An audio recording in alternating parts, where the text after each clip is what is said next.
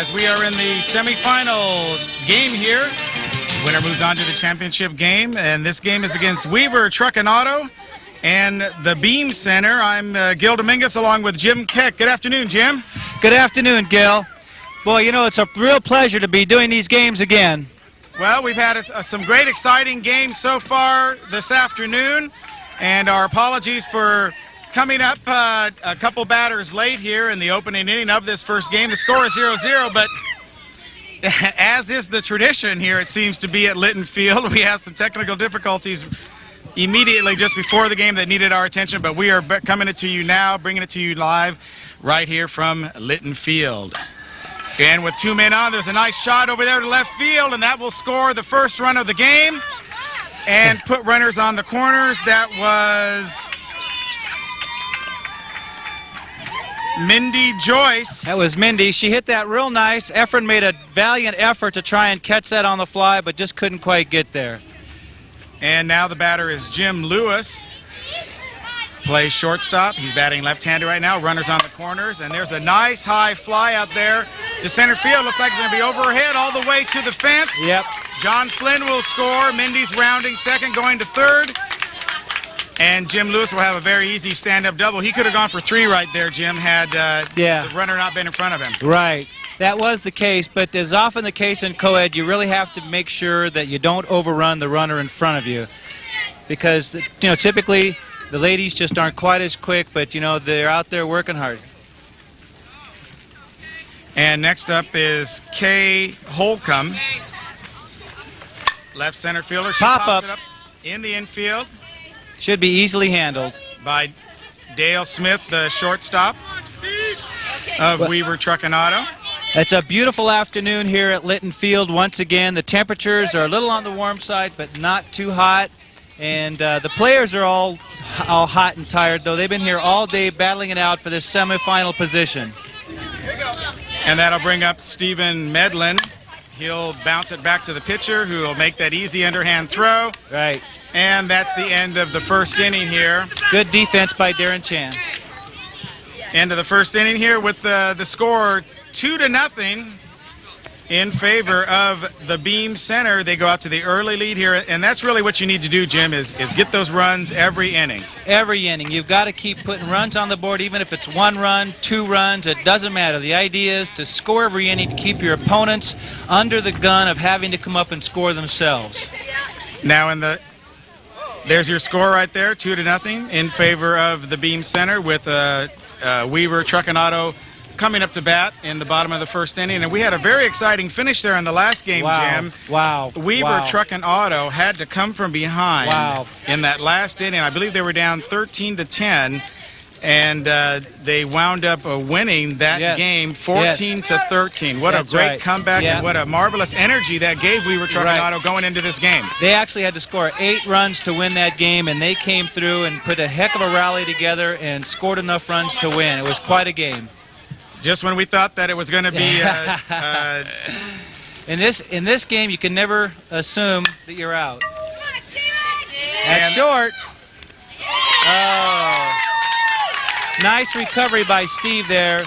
He was a little back on that initially because the trajectory coming off that bat looked like it may carry deep, but the ball died midway and he was able to make the adjustment and advance to catch it. Good play. And up for Weaver Truck and Auto right now is Denise Chan. She's been hitting the ball real well. Last game she had several good hits, and they're going to need her to keep the hitting streak going here. There's a little dribbler right in front of the third baseman there. He'll bobble the ball, and she'll be on board there with a little blooper. Little grounder right there, right in front of the third baseman, Mitch LaGris, who's also the manager of the team. And sometimes those slow ones are a little hard to handle because they don't come at you quickly. No, they are. Those are sometimes harder because as they can be influenced a little bit by... And there's a shot over there to shortstop. He'll go easily for the bag himself for the force out. And at least they'll get that one back right there. That was Dale Smith there hitting into that force out at second base, taking Denise off the baselines. And up next is Sherry De Janeiro.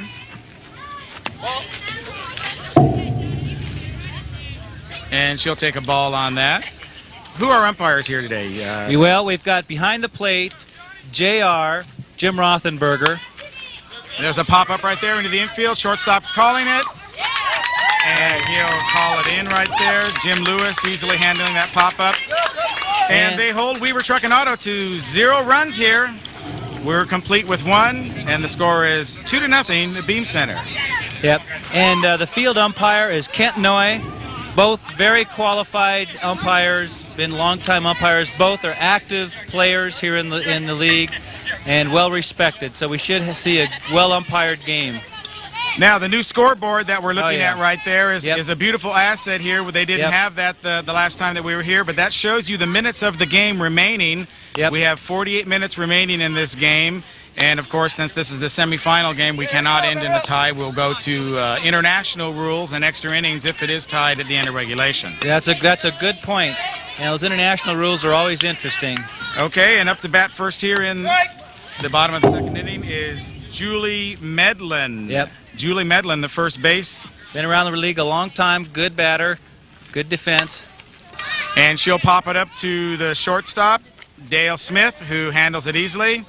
Gil, I think I'm going to have to stop saying that these folks are good batters. They seem to pop up or ground out as soon as I say it. I put a hex on them. Well, that's like me going over there to get the tri-continent lineup when they were ahead in the last inning, and I think I jinxed them there, and Weaver Truck and Auto took it in the 7th. So you never know.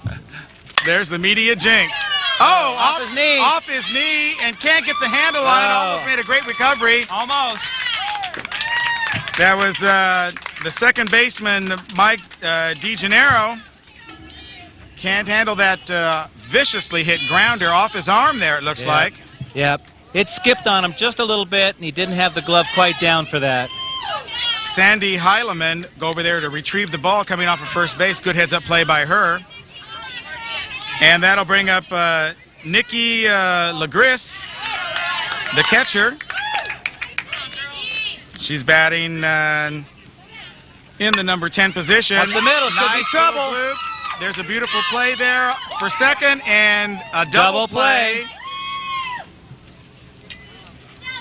Mike DeGennaro making up for that little bobble there on the play before, getting the double play all on his own. Yep, that helps a lot. And that'll be a quick inning there for the Beam Center as they get gunned down there with the double play with the score 2-0. Yep.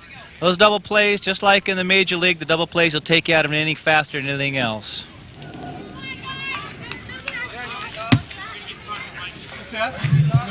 So after a few weeks of not having the Game of the Week on the air, we sure are glad you're joining us here on Channel 11 and Channel 23 in West Star. Yes. The month of...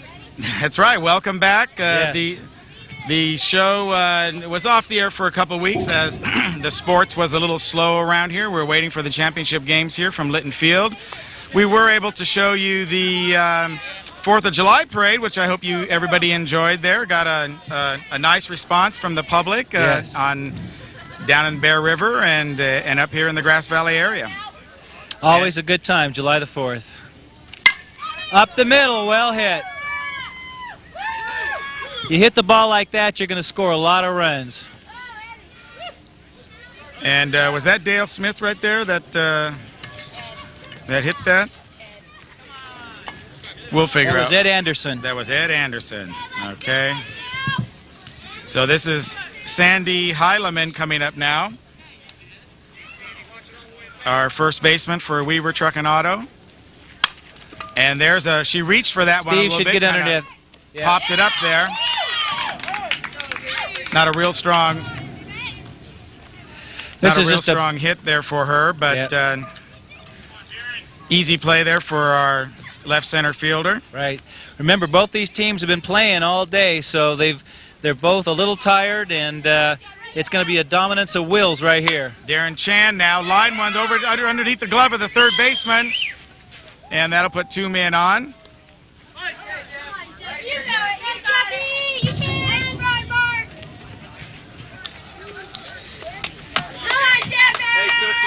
And here comes Debbie right now. Debbie Murray, the batter, with 2 men on. And she'll take ball. The sun becoming a little bit of a factor here as it sets slowly over into back behind the right field line. Right. That's going to be a problem for throws coming in from the right side for the third base defender to take, because it's going to be coming right out of the setting sun. Not to mention a little problem for our first base cameraman, Casey Dominguez. Not to mention. Who I can see shielding his eyes over there as he tries to capture the footage here for our audience at home.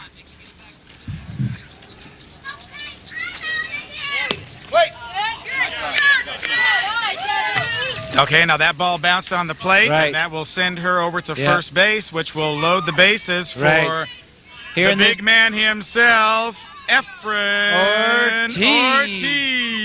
Yes. And, oh, there's a nice base hit right there. There, center field. That'll score a run, maybe 2. She'll bobble the ball. 2 runs will score. Efren rounds first, looks in as... good job.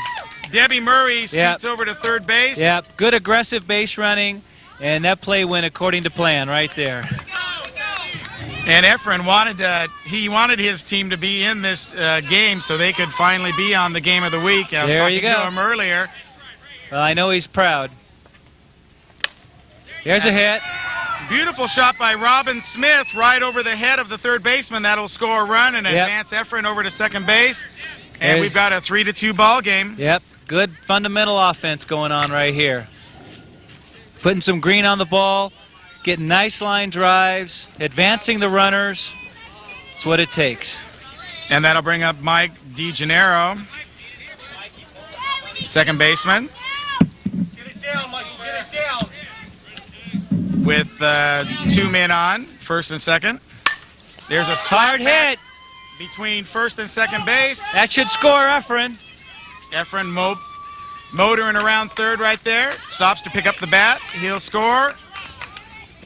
Now, that was a little faux pas on the defense's part right there. They let that ball from the outfield get by, and the runner advanced to second. Puts him in scoring position. Now a base hit scores 2 instead of run. That was critical. And keeps him out of the double play here. Exactly. Denise Chan's the batter right now. And she'll slap the ball over to shortstop, who'll pick it up. Now that would have been a double play ball, but it wasn't, due to the fact that Mike was able to advance to second, and the run scores, and Mike goes to third, and they get an extra run and only 1 out of that. And the rally continues. Good heads-up play there by Mike to advance on second on that last play. You can only give the offense 3 outs. You can't, through defense, give them more than that.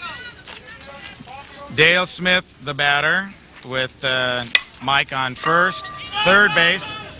And it's a big fly over to right field. How are they going to score that? Out?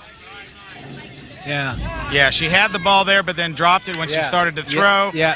But the umpire is calling it out on the catch. Mike, we need a big brother.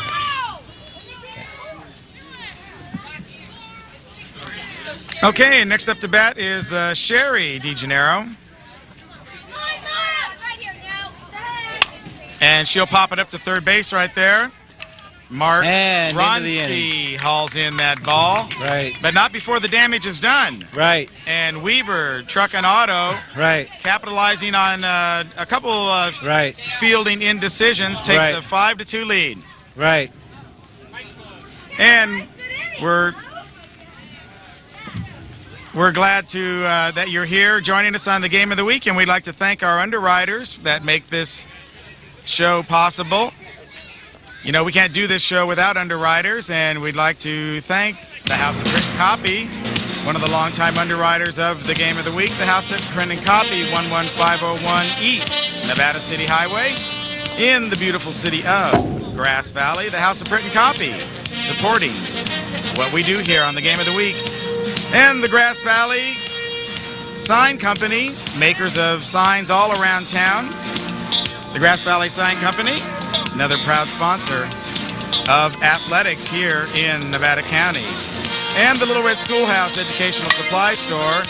They are the new teacher supply store in Grass Valley. Go by and check them out. And, of course, our good friends over at Liberty Motors, Liberty Motors, your Dodge dealer in Grass Valley.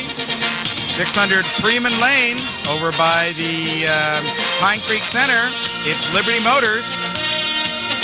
And we come back to live action here. We got one out here in the third inning. Right. Denise Chan caught a fly ball over there in left center to make the first out.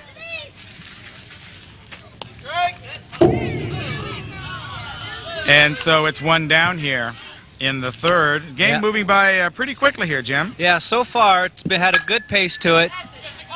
Could be, nope, in position. For the ball kind of hung up there in the lazy, hot summer air. Yeah, the longer it hangs up there, of course, the longer the defense has time to get underneath it and encourage you to sit down even quicker.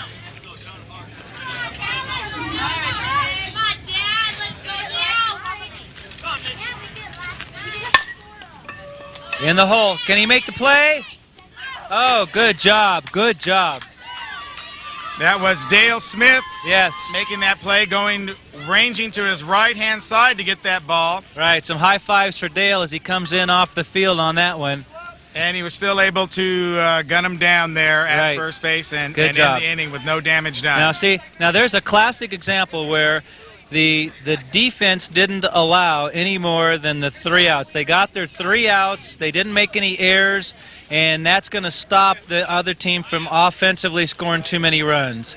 If they miss those balls, there's going to be you're going to give them 3, 4, 5 outs, and they're going to score more runs than they should.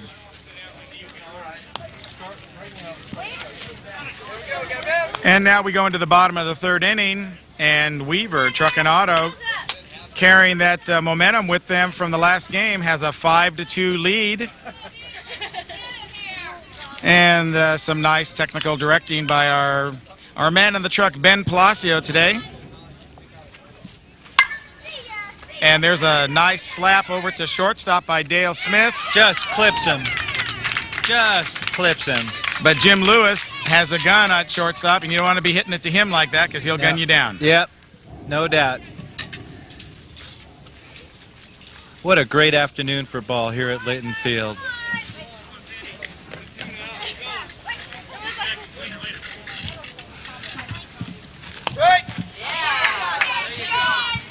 I believe this is Sandy Heileman.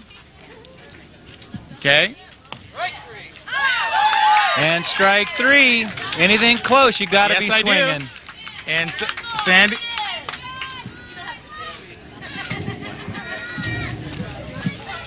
Yes. And that's right. You got to swing the ball, swing the bat, or you're not going to hit the ball. Yeah, if it's close, if you have 2 strikes on you, you must protect the plate. That brings up Darren Chan right now. Popped it up. Yeah. He leaned out just a little bit and popped the ball up. He didn't wait for the ball to come to him. And these innings are going by pretty quick, Gil. Nice catch right there by our center fielder, Stephen Medlin. Right. Steve Medlin. Okay, Weavers, let's tighten it up. Okay, so after a quick start, it seems like they've settled down into a 1-2-3, 1-2-3.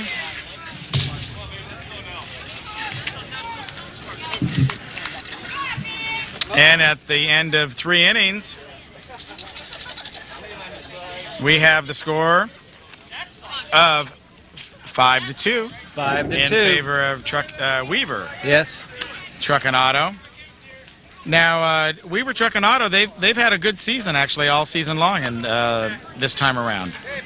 Yes, they have. And they've played well as a team. And here they are in the semifinals, hoping to eke out another victory here and go to the championship game, which is coming up next. We're all looking forward to that. There should be good competition there. Okay, and this is Julie Medlin right here. First base player. And she's taking a couple balls right there. There she it seems like everybody's a little back on their heels right now. There could be an offensive explosion that could break the camel's back. So they've got to really be careful. Julie gets underneath that ball and pops it right up to Dale Smith. Yeah. and they'll record the first out. Yeah, they've got to watch it.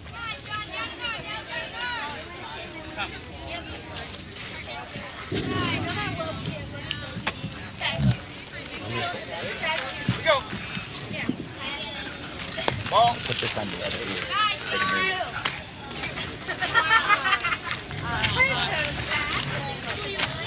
There's a... Oh, That's foul. That'll be foul down there. Efren chasing it in the corner down there. Gets a little precarious over on that edge. Well, Efren doesn't want to burn himself out there. No, He needs to save some energy. He's been playing all day long. Yep. And you can get tired this time of day, I'll tell you. And there's a foul tip back. Ball's going to have to be fair now. Can't be foul or else the batter's out. And he digs in with his right foot. Now it's a little kind of an unusual delivery by Darren Chan. He's a fast pitch pitcher, so he has kind of an unusual delivery anyway, but nothing wrong with that delivery in slow pitch. As long as he has the required arc and puts the ball into the strike zone, then that's an okay thing to do. And that was pretty fortunate for him to get a couple balls there after hacking at a couple strikes. Yep. He was had to patient. put it in play, and he wound up getting the ball. Yep. And this is Mindy Joyce. Right. Mindy Joyce coming up to bat right now. Now with the strike zone, the ball has to rise at least 3 feet from the point of release. Okay, and we'll get a shot here of Chan's delivery. No, he changed it there on us. Yeah, he definitely switches around. There's a pop-up by Mindy, and Efren is playing pretty short right there. Yeah. Right up on the heels there of the third base. You know, a lot of times if you can change your delivery, the cadence of your delivery as a pitcher, you can put the batter at a disadvantage and maybe get that extra strike, or in some cases even a strikeout. And as soon as we know who... we lost the order here on the men. That's Jim from shortstop. Okay, that's Jim Lewis. Okay, good. We know where we're at now then. And Jim pokes it out into left field. That was a good job. He'll take second base on that. Runners in scoring position. That will move John Flem, the pitcher, over to third base. And that brings up Kay Holcomb. Yeah. Kay Holcomb coming out with 2 outs. Strike 2. Got to protect the plate now. Yeah.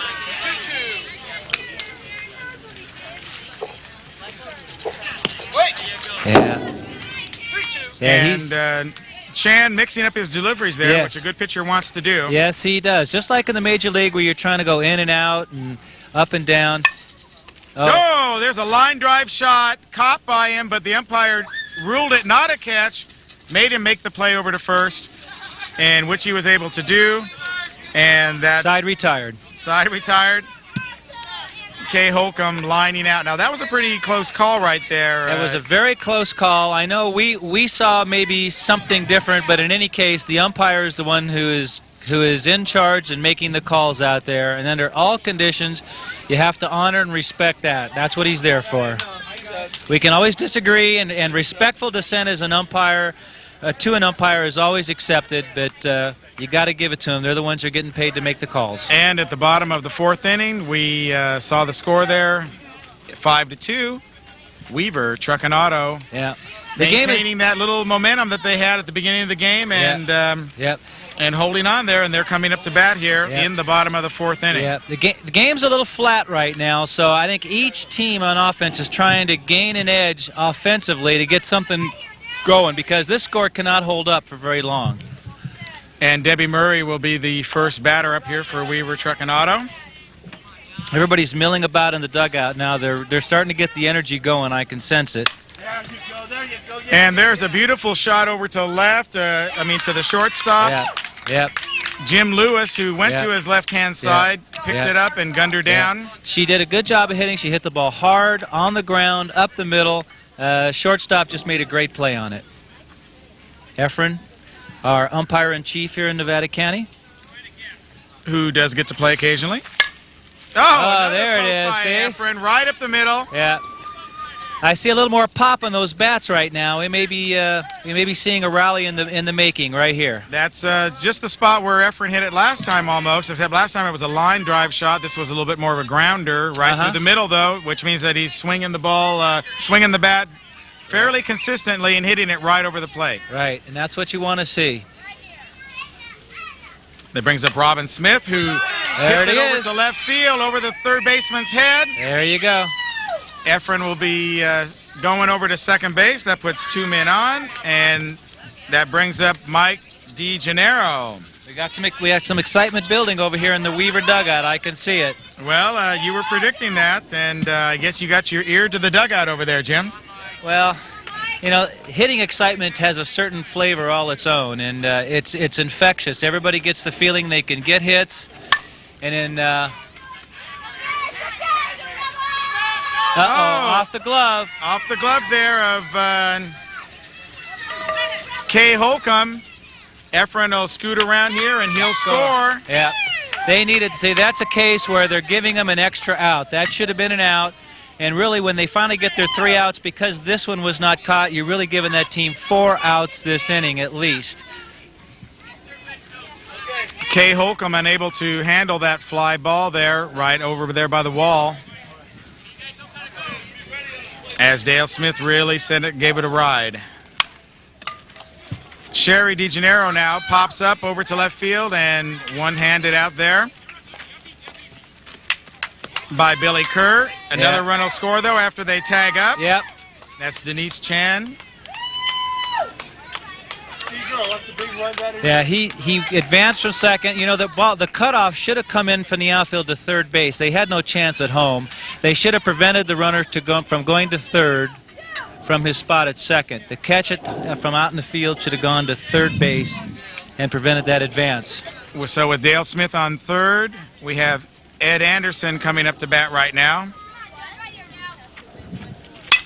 And he'll slap it out to right field. That'll be a base hit. He'll round first. And she'll bobble the ball to go all the way to the fence. Ed Anderson's going for 3. He's coming in, and the locomotive kind of slows down as he's coming into third base right there. Well, you can see he's got his right knee bandaged right there. So he's playing on an injured wheel. And he's giving it all he's got. And he's giving it all he's got. I'll tell you what, there's not a person who plays in this league that doesn't want to play every inning, every pitch. And they really gut it out the best they can. And he still forced it over there to third base. What a great hustle by Ed. Sandy Heileman now up to bat. She'll hit it over in between the hole. Good job. This is that rally I was talking about. Okay, that was Sherry DeGennaro. Who's at the plate?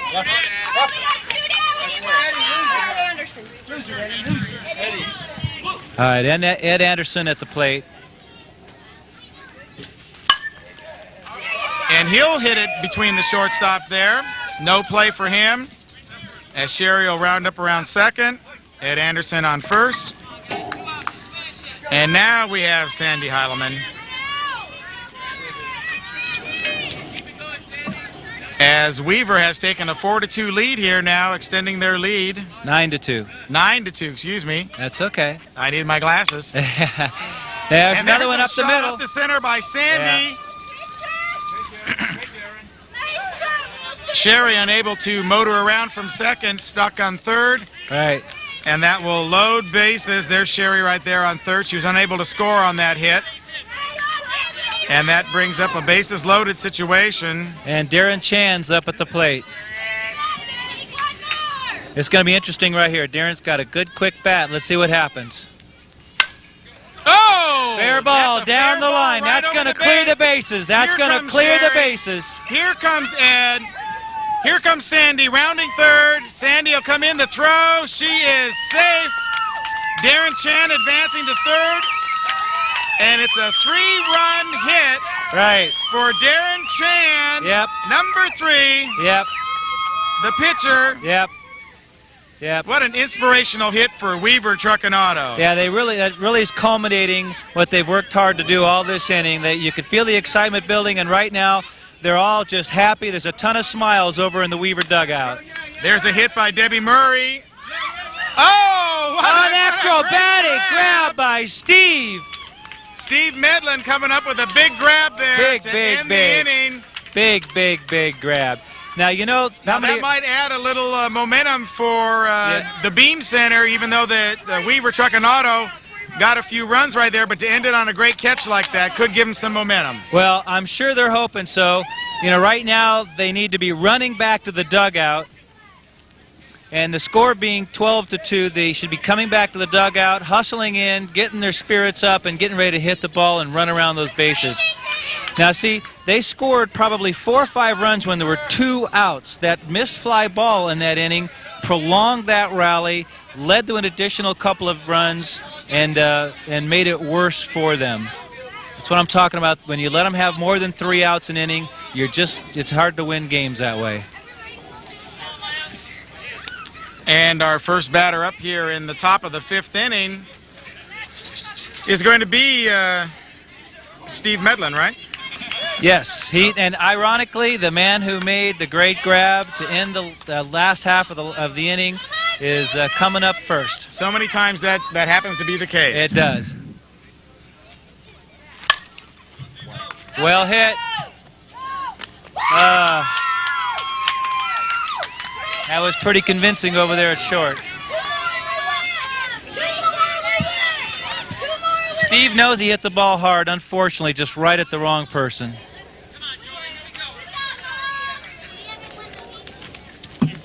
Okay, and this will be Julie Medlin now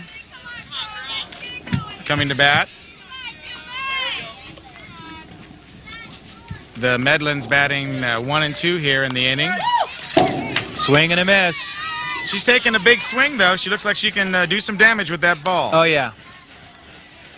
Strike 2. No, not enough arc on that pitch. Yeah, well, that's going to happen every now and then. Yeah. And Chan knows that, and he regroups, and here comes the next pitch. Yeah. Changes his delivery there on that one. Yeah, he does try to mess with the batter's mind. Yeah. That was a missed pitch there. He didn't really mean to do that one. You know, sometimes you can get the batters to swing at a bad pitch, and if you can, that's fine. So Julie will take first, and that'll bring up Billy Kerr. Well, they're going to have a pinch runner here. It's going to be Mindy Joyce going out for Julie Medlin. Obviously, they feel they have a little bit more speed with Right. They got to pull out all the stops. They got to pull out all the stops to score runs right here. Billy Kerr, is that he'll deep? It goes deep. It gets the wall. It's a home run. It's a home run for Billy Kerr, and what a time to hit the home run. Yeah. The Beam Center really needs that lift. They're all coming out of the dugout. Yep. Now there's congratulate them. Yep. Mindy scores. Billy crosses home plate. It's high-fiving. Yep. Yep. All the way down, back into the dugout. Yeah, lots of smiles over there right now. But yet they all know they still have a long way to go. They need another rally to develop here, get more base runners. Right now it's all about base runners. Whether you walk, get on, air on, it doesn't matter. You need to get on base. And that'll bring up Nikki Legris, who will ground over to the pitcher. And that's not the way to do it. Darren Chan, and he'll easily make the put out at first base, throwing over to Sandy Heileman. No, that's not what you want to do after you score a 2-run homer like that. That's the first homer we've seen in this game, though, and it was still exciting. Yes, very much. We haven't had too many today, but there have been a few. These are 300-foot fences, so it's quite a poke. Mark Ronsky up to bat right now.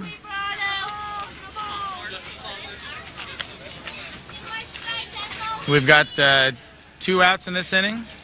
Yes. We're fortunate today to be sitting over here next to the official scoreboard keeper, who's keeping us abreast of. Yes. Beth Lewis. Lewis, who's our co-ed league president. She's overseeing the proceedings here in tournament day.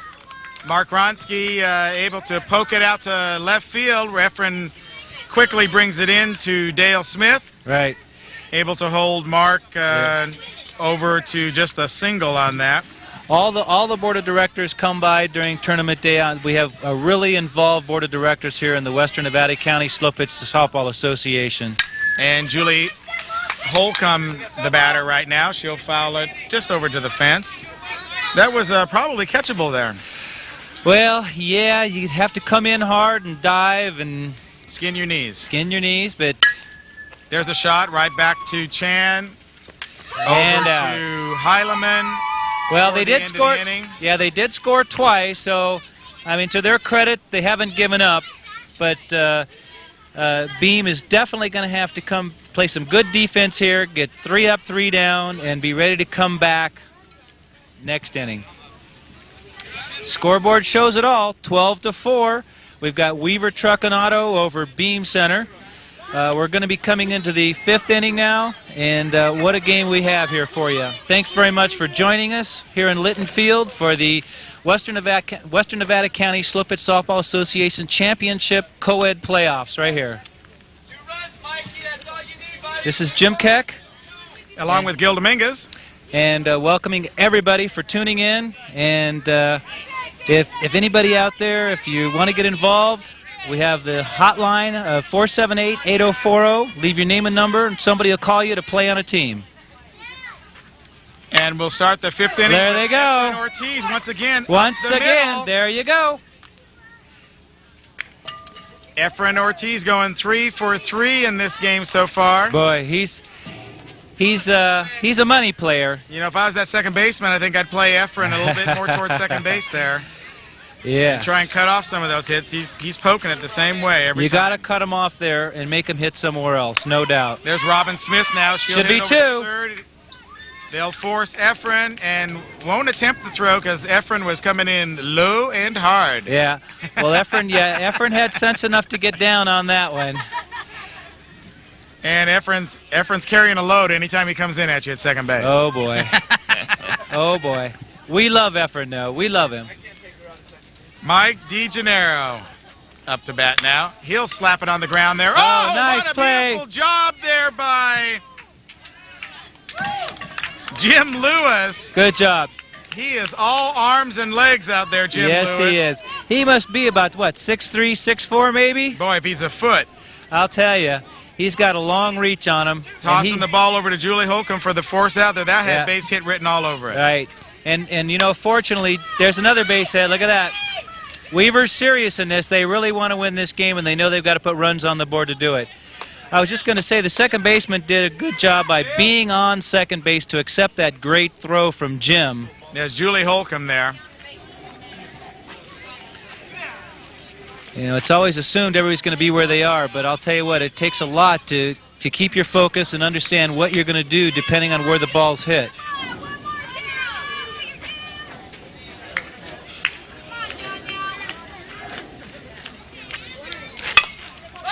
There's a foul right there by Smith. Yep, a little Olay action at third base by the coach over there. Had all the moves except for the red cape. Dale Smith up to bat right now.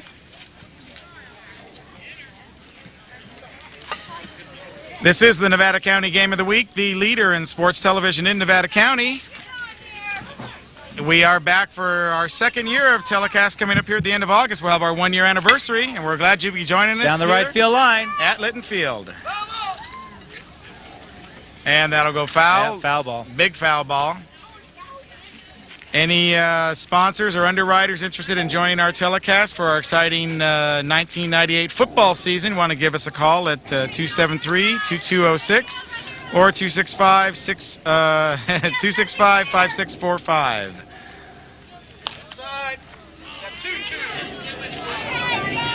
Well, you know, this is always a great thing to have.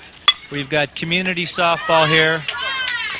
There's a slap right down there to Mark Ronsky, who will tag the base and make the force out and put an end to the Weaver machine as they roll on here in this semifinal game. And the Nevada County Game of the Week is brought to you by our good friends over at the House of Print and Copy. Stop by and visit Sandy Connolly and Patty Free and tell them, hey, gals, thanks a lot for bringing us the Nevada County Game of the Week. And the Grass Valley Sign Company, when it's important to be seen, it's the Grass Valley Sign Company. Over there on the Loma Rica Drive on the way over to the airport, the Grass Valley Sign Company, the official sign company of the game of the week. And the Little Red Schoolhouse Educational Supply Store, 1531 East Main Street in Grass Valley. They're located in the Holiday Center. It's the educational supply store for Grass Valley, the Little Red Schoolhouse. And Liberty Motors, 600 Freeman Lane, Liberty Motors, your Dodge dealer and the official car dealership of the Nevada County Game of the Week. And I'm Gil Dominguez along with Jim Keck. We're glad you can be joining us here at Litton Field. Yes, thank you. As we continue into the 6th inning here, we have one man on here early for the Beam Center. Nice grab up. Oh, almost. Good effort there, but I don't think he would have come up with the play to make the throw anyway, because that was hit dead in the hole.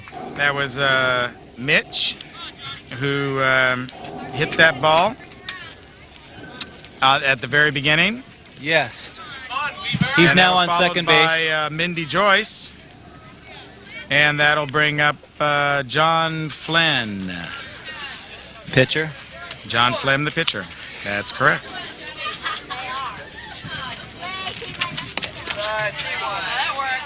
And Beam Center really has to do something right here. Yes, they do. They're in the 6th inning. They've got just 6th and 7th inning to go. We've got 12 minutes in the game right now, and I think we're going to have enough time to go a full 7, but they're going to have to.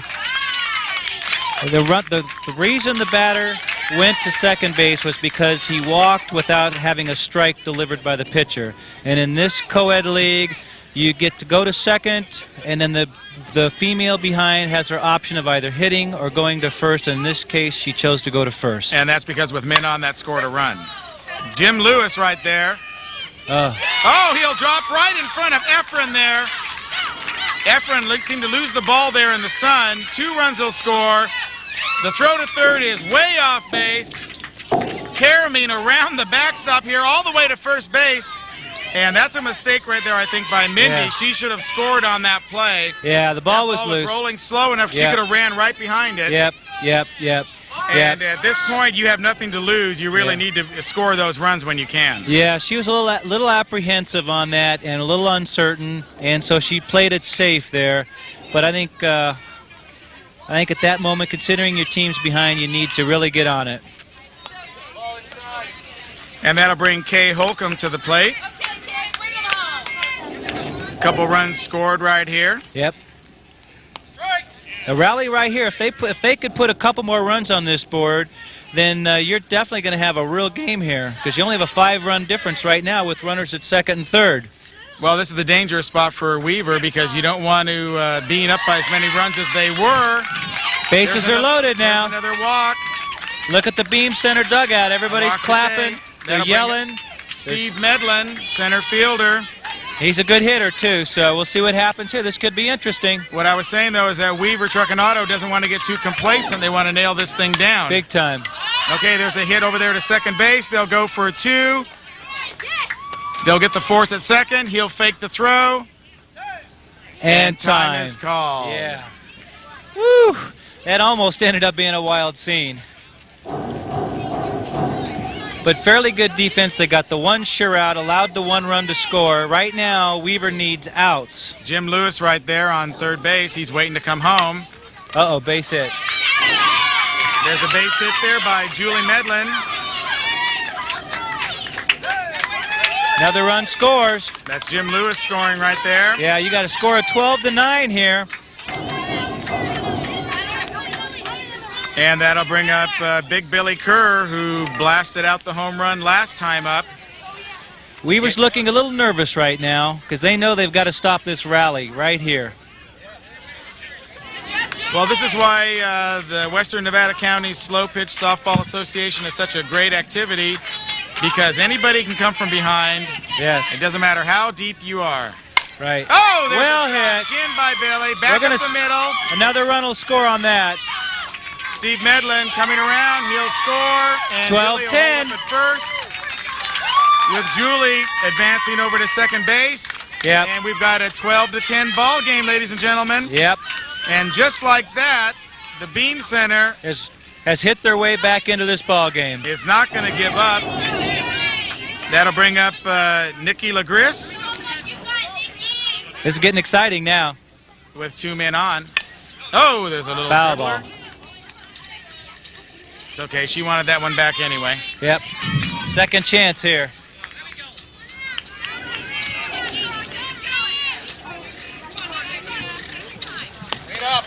When will they turn on the lights here, Jim? At what point? I was just looking at that myself, and I think pretty soon, probably in the next 5 to 10 minutes, if not right away.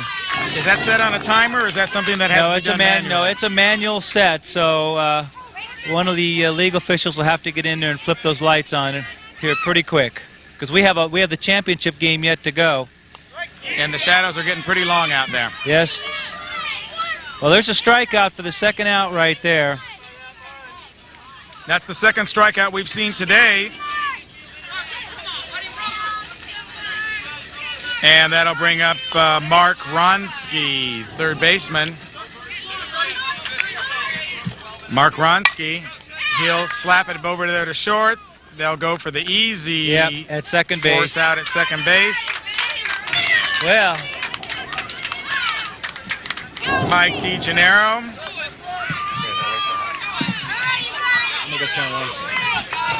And as Jim Keck, who's one of the league officials, goes over there to turn on the lights that we were talking about, we can let you know a little bit about our continuing coverage here in August.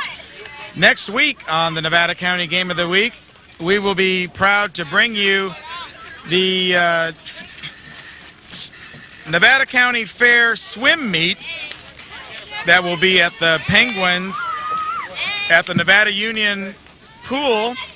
We'll be poolside for our very first swim meet activity with the Penguin Swim Club, and that'll be our game for the Game of the Week. And then we'll finish up the next 2 weeks with coverage of the men's and women's championship games here from Litton Field.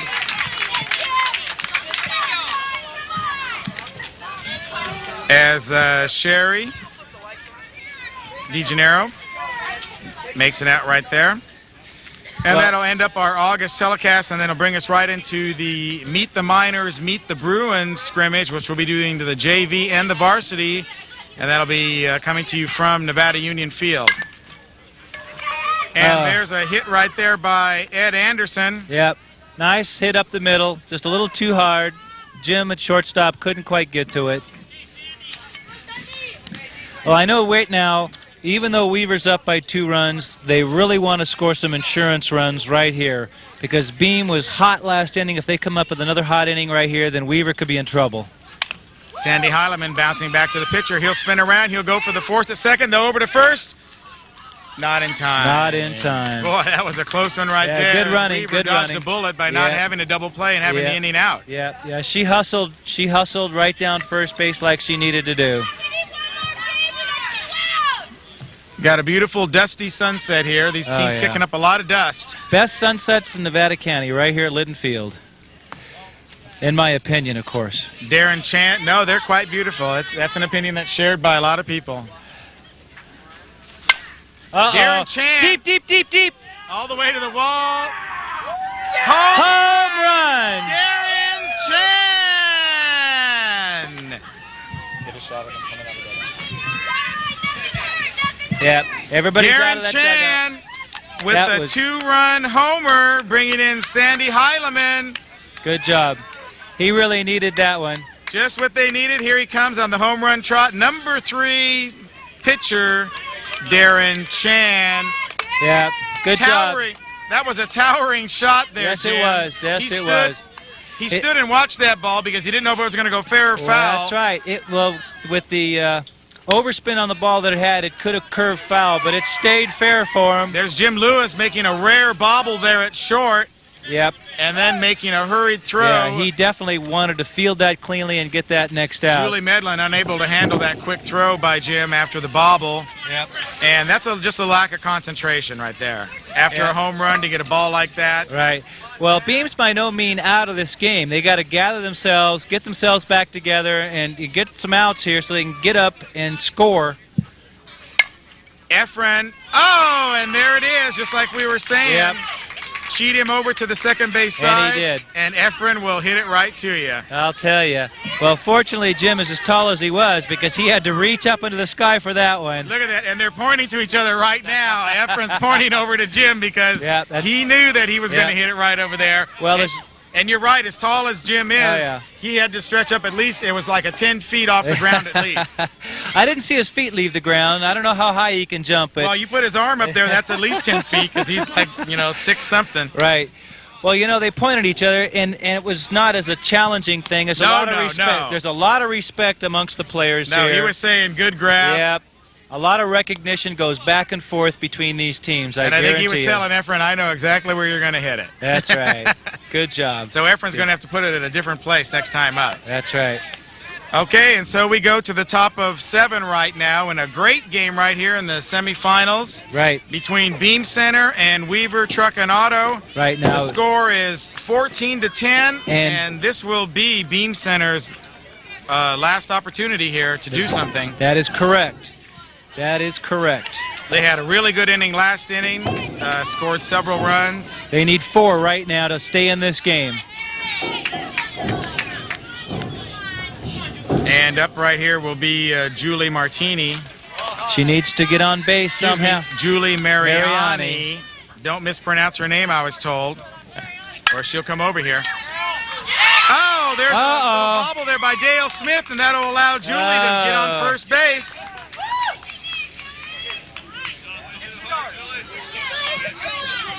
That'll bring up Mitch Legris. Mitch Legris, the manager of the Beam Center, and when you're the manager, you don't want to be up there making an out in the 7th inning. No. There it is. In the hole. That's a good... Julie will advance to second base. She'll run second base. There's a bobble. Julie's going over to third. Yep. Throw goes into short. She'll have it easily as Mitch advances to second base. And there's some aggressive base running, Jim, that you need to do in the 7th inning. Right now, especially, they've got 2 runners in scoring positions. A base hit right now could score 2 very easily. Then you got a 2-run ball game with no outs. A lot can happen still. And that brings Julie Holcomb up to the plate. She'll Sharply hit. Over to short. Can he handle it? No force there. Overthrows. Way over the head. Run scores. Julie going to second, but the throw is not going to be there as the ball came off the fence. Right. Still nobody out. Runners at second, third. Sandy Heileman unable to come up with the ball cleanly off the fence. It would have been an easy play for her to go to second base with that. Yep. But unable to complete that, and Julie well, the will advance over to second base. Right. John Flem off the pitcher. Off the leg. That'll score 1 run. Julie going over to third. She'll slide. She slides. Boy, they're real. She's safe. Yeah, real aggressive base running out there. Real aggressive base running. Julie Mariani sacrificing some skin there in order not to be called out. Oh, we love it. That is really encouraging. When the ladies go down, when the ladies get excited like that, I'll tell you, it really makes it worthwhile. This shows you it's the 7th inning here. Nobody's going to go home That's here. a base hit. There's another base hit. And another run scores. By Mindy Joyce. Julie Mariani after that great slide into third base. Beth, did you get that last run? And that'll bring up Big Jim Lewis. Oh, and there's a big shot out there to the wall. It's all the way. That ball is gone. A 3-run homer for Jim Lewis. Clears the bases. And ladies and gentlemen, we have a brand new ball game here as the Beam Center comes from behind to take a 16-14 lead over Weaver Truck and Auto. I'll tell you, this is what it takes. Are they excited or what? What a tremendous shot by Jim Lewis, and what an opportune time to have it. There's another hit right there by Kay Holcomb. Okay. And the wheels coming off of, literally coming off of the Weaver Truck and Auto machine. Right. And right now, Weaver's got to set back. They got to take a deep breath, and they got to pull themselves together because this game is still within their reach. There's only 2-run difference. There's your score, 16-14, as Steve Medlin, he'll hit it over to third. Oh, out at 2. Boy, that was close. That was a close. She took all day to get there. Yeah, but I think that was a good call. No, it was a very good call. It was poor base running by Kay Holcomb. In the 7th inning, you got to be moving a little bit faster than I think. Oh, yeah. You know, she took all day, Sherry DeGennaro, to throw that ball and still got her. Yep. There's a little bit of a break right there. He needs to feel it. Over to first. Okay, well, she was trying. That's what you need to do in those situations. A little bit of levity here. That's right. When the runner's dancing around, if you're the defender with the ball, you run towards the runner and force him to go back to the base. Okay, we got 2 down here now. They need to get this third out and then come back and score 3 to win the game. That brings up Billy Kerr, left fielder and left-handed hitter, and Billy wants to hit it. Now, he can't hit a home run. And that's 3. Mercifully. Okay, Weaver knows what they have to do right here. Well, Weaver's no stranger to this position. In the last game, they were down by 7. Yes, they were. I was right. 7 runs in the bottom of 7, and they came back to win by 1. So this should be easy for them. They're only down by 2 this time instead of 7. But Beam Center taking a lot of wind out of the sails there of Weaver Truck and Auto, coming up with a big inning, scoring 6 runs, taking the lead 16-14. And I guarantee you, as a defender on the Beam Center team, you're going out to your position right now and you're a little nervous because you know you got to hold them. You know that your team has a 2-run lead. You know you're in the bottom of 7, and boy, you got to make sure you make every defensive play. And waiting in the wings for the winner of this game is SD Electric. They're the undefeated team in today's tournament. They've been cooling their heels now for over 2 games, which is over 2 hours. And there's a hit right there by... No, we're not keeping the line score.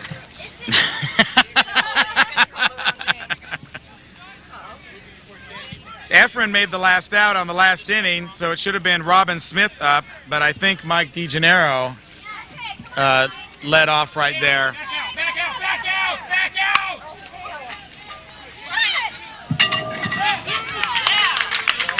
And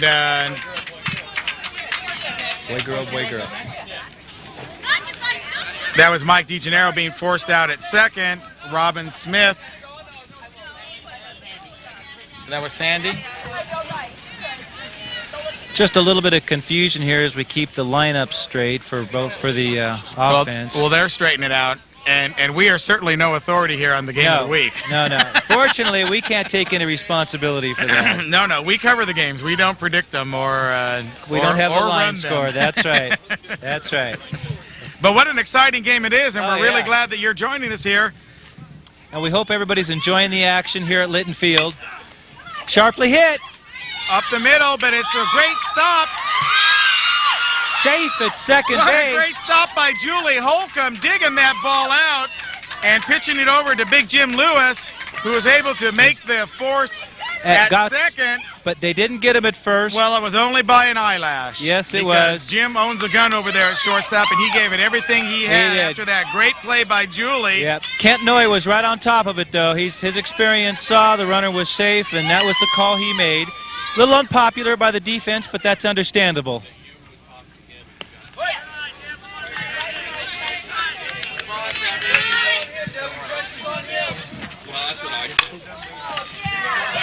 Hit up the middle.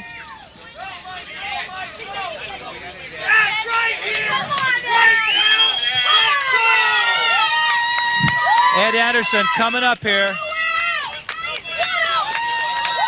There's runners at first and second, and I think Ed can. And I think that Weaver has the capability of hitting a home run here.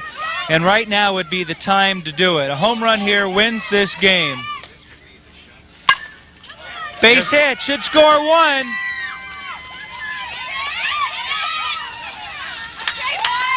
Well, that makes it 1 run closer. Dale Smith scoring there.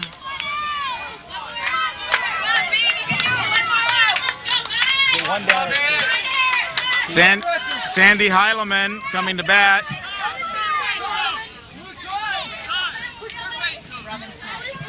Okay. That's way. Robin Smith at the plate. Needs to keep this rally going here. She'll Well pop it hit. up over to the left. And the game. What a game, folks. 16 to 15. A battle. The last 3 innings could have gone either way. Nice oh effort. My, oh my, oh my. And with Darren Chan waiting on deck, That's right. you could see the disappointment in his face. Yes. As the game came to an end with One batter too soon as far as he was concerned. He wanted to have the impact as being able to drive in the winning run, but unfortunately was foiled. And the Nevada County Game of the Week is brought to you by the House of Print and Copy, 11501 East Nevada City Highway. The House of Print and Copy, the longtime sponsor, underwriter of the Nevada County Game of the Week, and the Grass Valley Sign Company. Out there on Loma Rica Drive, the Grass Valley Sign Company of Grass Valley, of course, and the Little Red Schoolhouse Educational Supply Store. The Educational Supply Store in Grass Valley at 1531 East Nevada City Highway in the Holiday Center. Remember the Educational Supply Store. And, of course, our good friends over there at Liberty Motors. Liberty Motors, 600 Freeman Lane, supporting athletics in Nevada County with their underwriting of the Nevada County Game of the Week. And we are getting ready right now for this fantastic championship game here at Litton Field, the championship game of the C Co-Ed division. Right, and I just want to say now that SD Electric came out of the C3 division, and Beam has come out of the C2 division. So all the C1 teams have been eliminated, and we've got a C2 team against a C3 team here, and we should see a really good game here.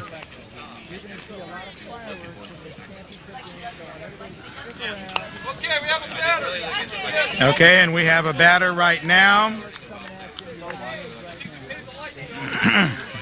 And starting for Beam Center, it looks like they've changed it up on us. Is that going to be Julie?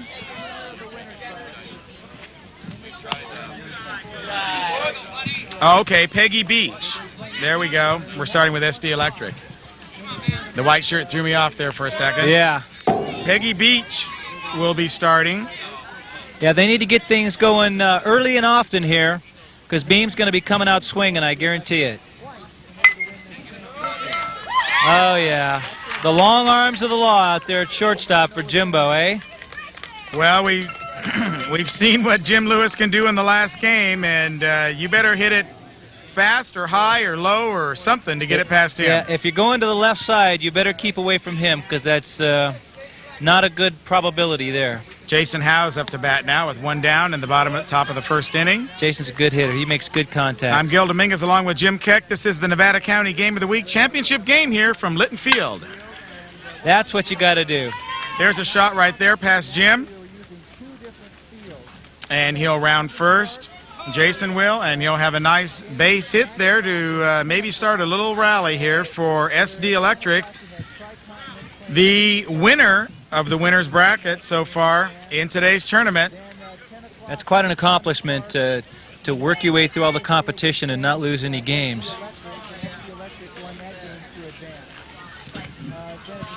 Oh. Tough to handle there. Yeah. Yeah, as soon as that was a high chopper, as soon as that went over the pitcher's head, that was going to be a tough to get out right there. The second base person would have had to have scooped that on the short hop and made an immediate throw over to first. As soon as, as soon as the runner went by the second baseman, the only play they had was to first. And that brings up. Up. That's a high fly. Good job by Steve Medlin to charge that and make that grab there.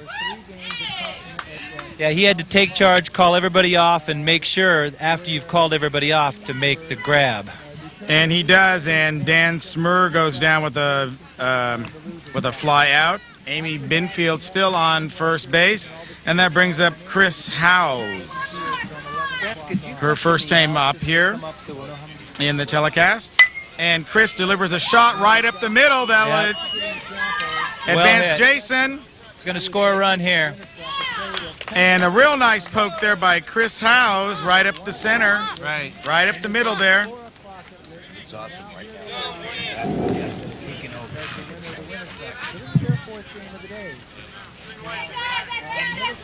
All right, we got two down here now.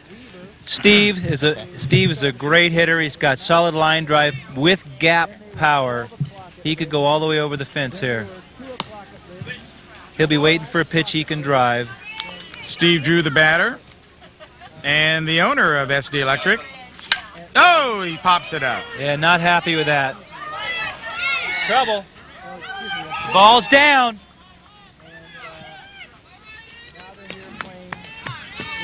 Run scores there. Julie Holcomb not able to run out and handle that ball, and neither is the right center fielder. Yeah, that's a tweener right there. That's a tweener. You know, it's amazing how, you know, sometimes those balls that are hit so high can just manage to find the crease in the defense and avoid all the grabs.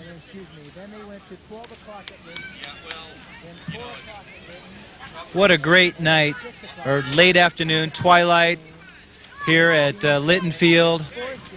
Wonderful venue for softball here in Nevada County.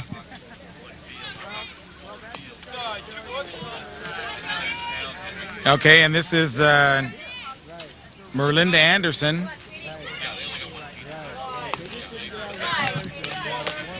And like we said, SD Electric has been sitting for a couple hours. Yeah, but, you know, they've shaken the dust off pretty well, and here they are coming out slugging right away in this first inning.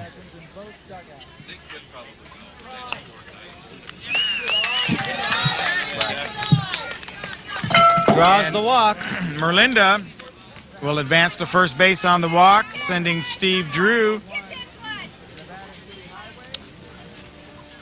over to second base, and that'll bring up Vance Hunter. Need to be caught there. Oh, yeah. Good job. She used two hands, made sure she caught the grab. Smart play. Julie Holcomb there, second base to end the inning, but not before a little damage is done. SD Electric showing that they're well rested.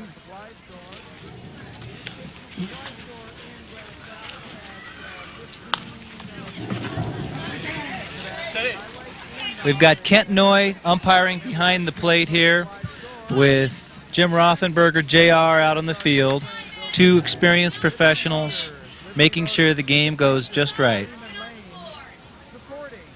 You know, as an umpire, you want to be there to keep things in play and have a good competitive game. That could be in the gap. It's a two-bouncer to the wall. Pulls up at second base wisely. No, that's a good way to start your team off here in the bottom of the first inning. Don't want to take any chances whatsoever.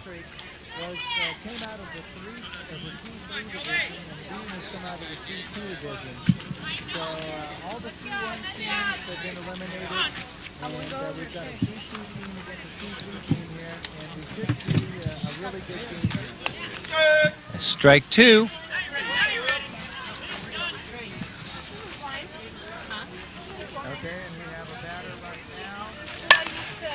Chopper in the gap over between first and second base.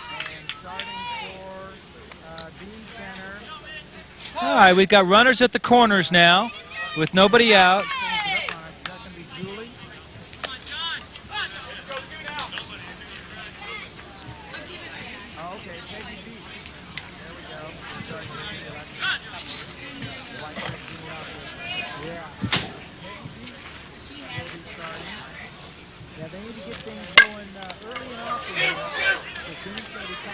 Out at 2. And off of the glove at first base. Runner, the batter goes and advances to second. That hit him in the forearm as he was running down to first base, deflected off. And it got away from the defender, and the runner advances to second. Run scores in the meantime, so we've got a 2-1 game now.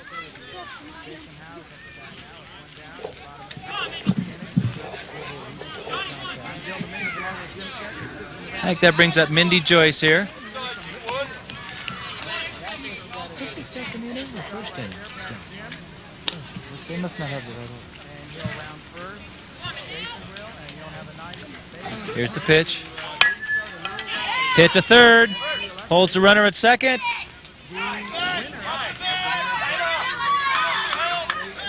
And they call her safe on appeal at first base. Field umpire didn't have the best view in the confusion, and plate umpire makes the call on that. So now we've got runners at first and third. And we've got Big Jim Lewis, shortstop, coming up.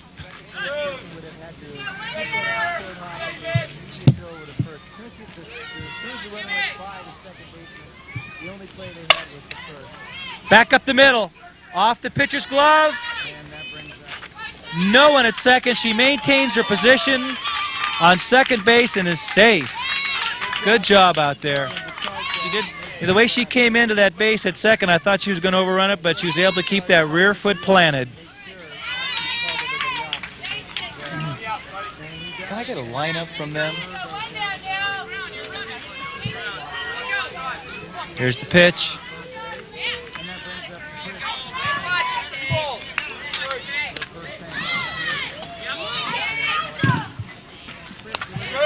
That's strike 2 right there. Looked real good. Strike 3. That was an excellent pitch. She got caught looking.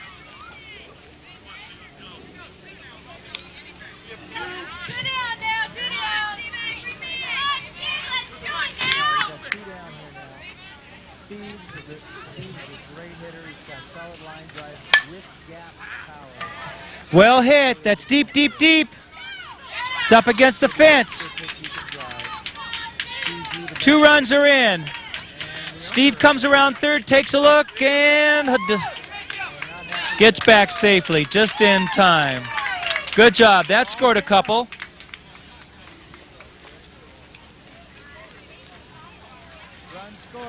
Four to 2 here in the bottom of the first inning. Beam Center's coming out and making a statement. They're saying that they're in this game. They're a force to be reckoned with.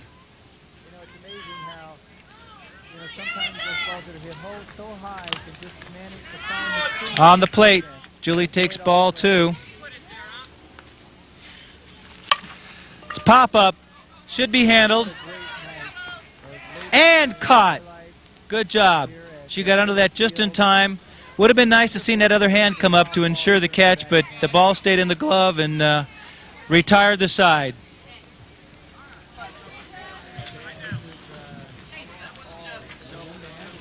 That's a hit up the middle. That's what they call putting green on the ball right there. Letting that grass put a little green mark on the ball. It's a base hit every time. Yeah, they've taken the dust off pretty well, and here they are coming out slugging right away in the first inning. We've got Jerry coming up now at the plate. Great hitter right here. He's looking to move that runner over.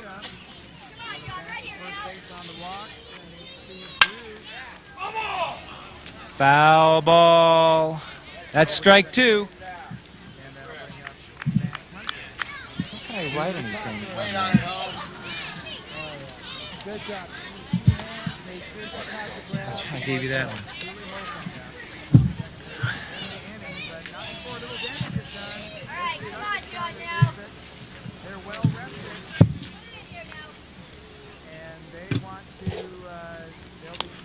into the bottom half of the first. And they've got good defense. FP Electric has a real good chance out here. They've got good solid defense. Very chancy take on that shot by Jerry. Very chancy. FP Electric's going to have to make sure that they only give 3 outs. When it's that close, boy, you almost got to be swinging. Nice view of the scoreboard here at Twilight. Nice, nice, nice. Line drive in the gap between short and third, advances the runner. They're doing it right here, moving runners around, keeping the ball in play, staying out of the long fly ball and the pop-ups.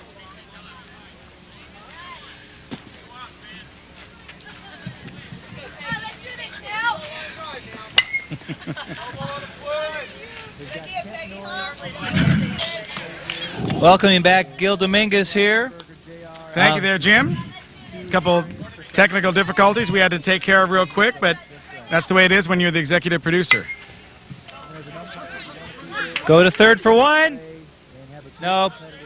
Poor throw, pulls the first base person off. And the runner will advance all the way to home plate there. Yep. Yep.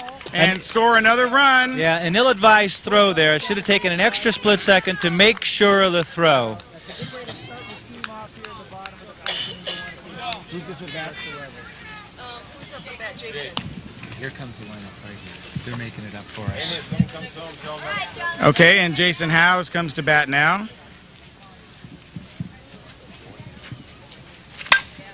Well struck. That's a one-hopper to the fence. Hits the Minor Mo's Pizza sign out there. Scores a run.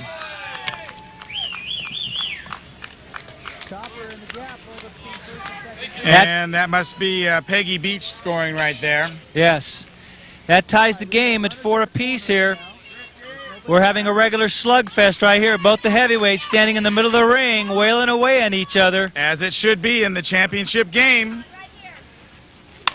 Uh-oh. Pop up by Chris Howes right there. That's very unusual for her. Excuse me, Amy Binfield. Yeah, Amy's been hitting the ball well all day long. I'm really surprised she popped that ball up. Well, sometimes you get a little excited and just come underneath it. Boy, tell me about it. I can't tell you how many times I've done that. Okay, let's talk about that for a second, Jim. How many times have you done that? Well, more than I care to remember, I'll guarantee you that. There's Dan Smur right there with a hit.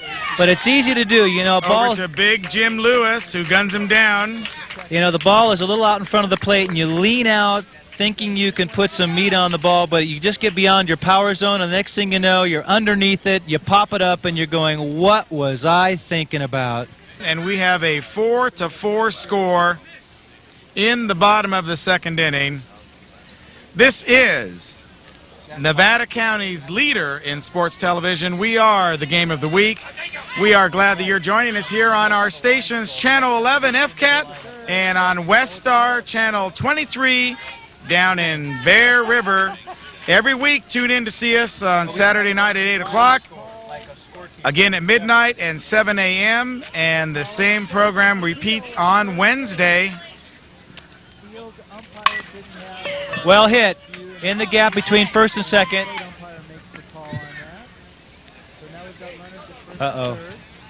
Wow. She scampered back to make that because I think the outfielder was throwing to the first base coach on that one. And that was Billy Kerr on that hit right there, left fielder. Yes. Remember Billy from the last game poked a big home run there for...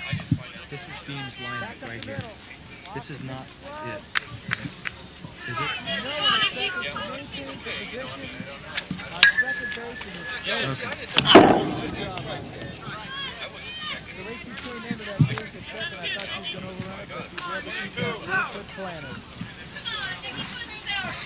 And Billy will be on first base. And there's, oh, what a beautiful play by the pitcher. Yep. Steve Drew. Yep. He's quite athletic out there. And he got the ball, wound up on his bottom, still made it able to spin around and throw the ball over to Peggy Beach to make the force out. Yep. They That's only allowing the 3 outs per inning. They weren't in time to get Nikki, but Mark Ronsky, the batter right now. Sharply hit, sharply hit. Slap it over to third base off Vance Hunter's glove. Yep. Should have had it. Needed that play. I think he, from this angle, you can see he pulled back maybe at the last second there as the ball came up, trying to pick it up. Yep. And it went right off the tip of the web. Yep. Yep. Brings up Julie Mariani. Don't mispronounce her name. It's Mariani to bat. And she will slap it out to center field. Nice, Yep. easy, lazy Yep. pop up there. Yep.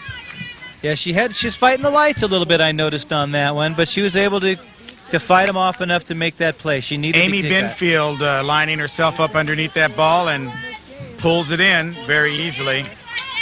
Mitch Legris, the batter now for Beam Center. On the plate. Julie takes the ball too. Pop-up. Boy, the temperature's just right out here right now. It is Just a beautiful perfect. evening for softball. Gosh. Beautiful evening just to sit out on your patio and bring the game of the week out there Yep. and watch that. Yep.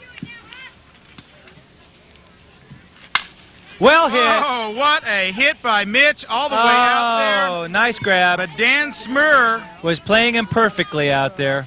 able to haul it in and end the inning. Yep. Number 17, Chuck Toby, who passed away on this very field.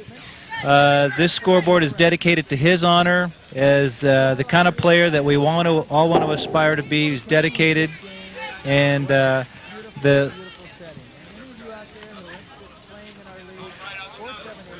And it was a great tribute to him too, and we were able to carry some of that footage for you during the last championship games. And you know, of course, our condolences to the Toby family. But, Yes. But his memory will live on here at Litton Field through the scoreboard. Yes, always, always. That was July 14th of '97. His passing was, and it will always be memorialized out there on the scoreboard. And we're real happy to have that. You know, now we can time the games. Everybody knows how much time is involved. Everybody knows what the score is, and it's really been an asset. There's a big shot there By Steve Drew. Great hitter right here. He's looking to move that runner over. Steve Drew, he'll round second. He's going over to third. And the ball barely making it into second base. You know, That should have been caught, and Steve knows it, but he'll take it. He's over there on third going. No, he knows he mishit the ball, but he'll take almost it. could have had it in the park home run there. Almost. Had he challenged it, they would have had to thrown it to Nikki Gris. And, you know, in those presser situations, it's always a 50-50 deal whether you're going to catch it or not. Yep. Merlinda Anderson now up to bat. Up the middle. And she'll slap up the ball up the middle. Jim will check home plate, go to first, but then the runner will advance anyway. Yep. Didn't get back to catcher in time. Scores the run. Well, That's the go-ahead run. Steve gave him a look, Yep. but didn't move him back at first. Yep. The runner, Steve Drew, not buying the look. No. Knew that he was going to go for first base, Yep. and didn't even flinch back to third base and just kept on coming. Right. Well, you know, and Beam has to make the out. They've got to at least get outs right now so they can come up and score some runs. Vance Hunter, the batter for SD Electric. Staying out of the long fly ball in the pop-up. And Sharply Vance hit. Hunter hits it between second and third base. No play for the infielders. Cleanly fielded out there by Billy Kerr, who brings it into Back, Bill Dominguez here. Mitch Legris. And back into John Flem, and we're ready for action again with Teresa Francis Right. at the plate. Go to third for one. Strike two. Pull throw, pull through. You know, we're looking to get some offense generated here, get a rally going. Teresa pops it up. Could be down trouble. the line. Great, Oh, great running what a grab. catch by Billy Kerr. Boy, those young legs pay off, don't they? Running in. Oh, the gift of youth. Julie Holcomb set at the plate, and she'll Well slap hit. the ball. That's in the gap. Oh, a beautiful hit. Right She's over gonna the go to shortstop's two. head. And it'll roll between the gap there between the fielders. Well, good defense. Good defense. They got that ball in quickly. Runner rounded first, saw the defense was doing their job, and decided against trying to advance. The ball rolled right between Dan Smurr and Amy Binfield and didn't go too much further, about another 10 or 15 feet, but made it exciting and let her get on first base easily. John Flem, the pitcher, now up at bat, and he'll pop it up. Is it going to be fair or not? Right-hand side. Fair ball. The ump rules it fair. And Runners Julie, are on second and third. Julie looks like having a little trouble there motoring around second base, getting over to third. Well, I think she made Little indecision there, though, Yes. because of the catch. It could have been a possible catch, and so that kind of deterred her a little bit. Right. And the less experienced players have trouble deciding when the ball's in the air whether the defender may or may not get it. Mindy Joyce now the batter here with 2 men on. Double play is out of the Sharply question. hit. Over to third. Well done. And easily back out at home. That was a little ill-advised there. The play was way too clean by the defense for that runner at third to go. That was the same indecision that we're talking about earlier on the play, where Julie didn't make it over to third fast enough, and then made the additional base running error of trying to come home on that play. Right. When Vance Hunter owns a gun over there at third. Well hit by Jim.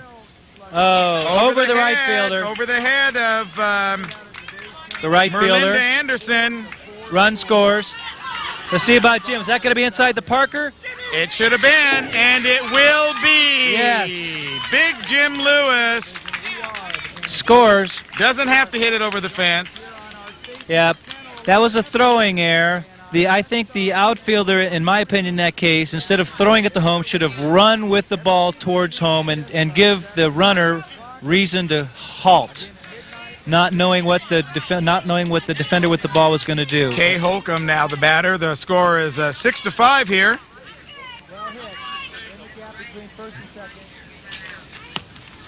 As Kay takes ball 1 right there. Well, is that fair? Down the line. Beautiful hit by Kay. Beautiful. Easy first base for her. Beam Center showing they're not going to be blown out of this game. Showing that they want to win this game too. And of course, if they win this game, then we're going to have to go to the if game to decide the championship. And Steve Medlin becomes the batter now. That's high.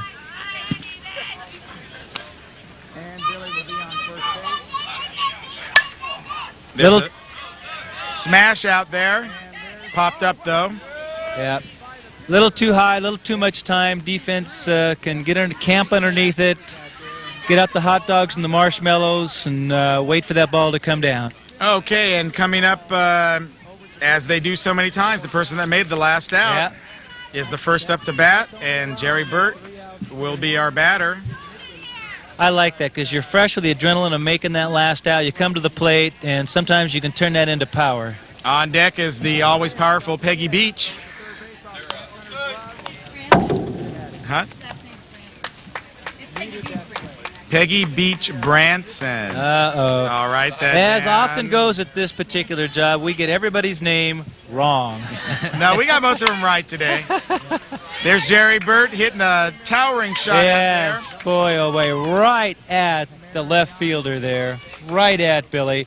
You know, Billy's got a good glove, tons of speed, and I think he just sort of sauntered over 2 steps to make that grab.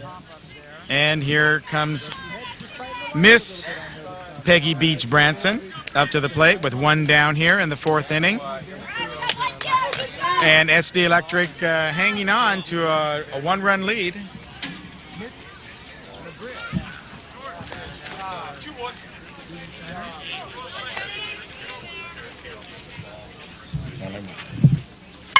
Well hit, down the line, That's fair, foul. Foul. Oh, boy. Right idea. About 2 feet to the left, unfortunately. I don't even think it was that far. That was more like 6 inches. Oh, boy. It was pretty close. Beautiful, beautiful twilight here at Litton Field, They folks. played in the heat all day long to get to this point, and it's a beautiful evening for softball. That could be caught by Bill. Trot's Well, over. After Bingo. the last play went over there, Billy changed his position on that. Yeah, he read like a smart outfielder will. Exactly. And he was in position for when she swung again. She did the same kind of swing. Yep. And Billy was in position there to haul it in. Right. You're not going to get much past Billy Kerr. No. And as a batter, you've got to, once you recognize that you're hitting in a particular pattern like that and you see the adjustment by the defense, you've got to change your hitting position. Jason Howes now. Out to the right side. Poke it out to the right-hand side there, but Steve. it's an easy can of corn. Yep. For Steve Medlin. Steve Medlin. I have that correct, don't I? Yeah, beam center phone. And there's a pop-up right there by Julie For the first out. Mariani. No, Medlin. Okay, that's Julie Medlin. Medlin, right. There we go. I see where we're at right now. And I should have figured that out because up comes Mr. Kerr himself. Wheels McGillicuddy. He's an inspirational player all day today with the bat Hard and with hit. the glove. There it is. Almost. That's what it takes. Off the first baseman's glove. Rolls all the way out there into right field. Billy will round first. Easily going to second. Easily. You know, first base person she almost came up with that short hop. That just tipped off the lower part of her glove. That was Teresa Francis out there at first. And it would have been a great play for her to do that because Billy really slapped that ball right down the line. Hard hit. She almost came up with the play. It was a great effort. Nikki Legris at the batter right now. And Nikki's been having a fine day at the plate. See if she can't push Billy along here. The double play's out of the question thanks to Billy's quickness. Yes, and He's that's on what a second quick run will, base. that's exactly what a quick run will do for you too. It takes you out of a double play, takes you out of a force situation, does a lot. And there's a pop-up right there to the second baseman, Peggy Beach. Yes, Peggy Beach Branson. yes.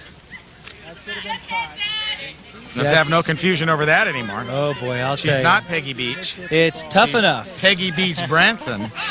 And I love how quickly they want to correct us. She's got that double B thing working there. That's so. it. Say that 3 times fast. We can remember that.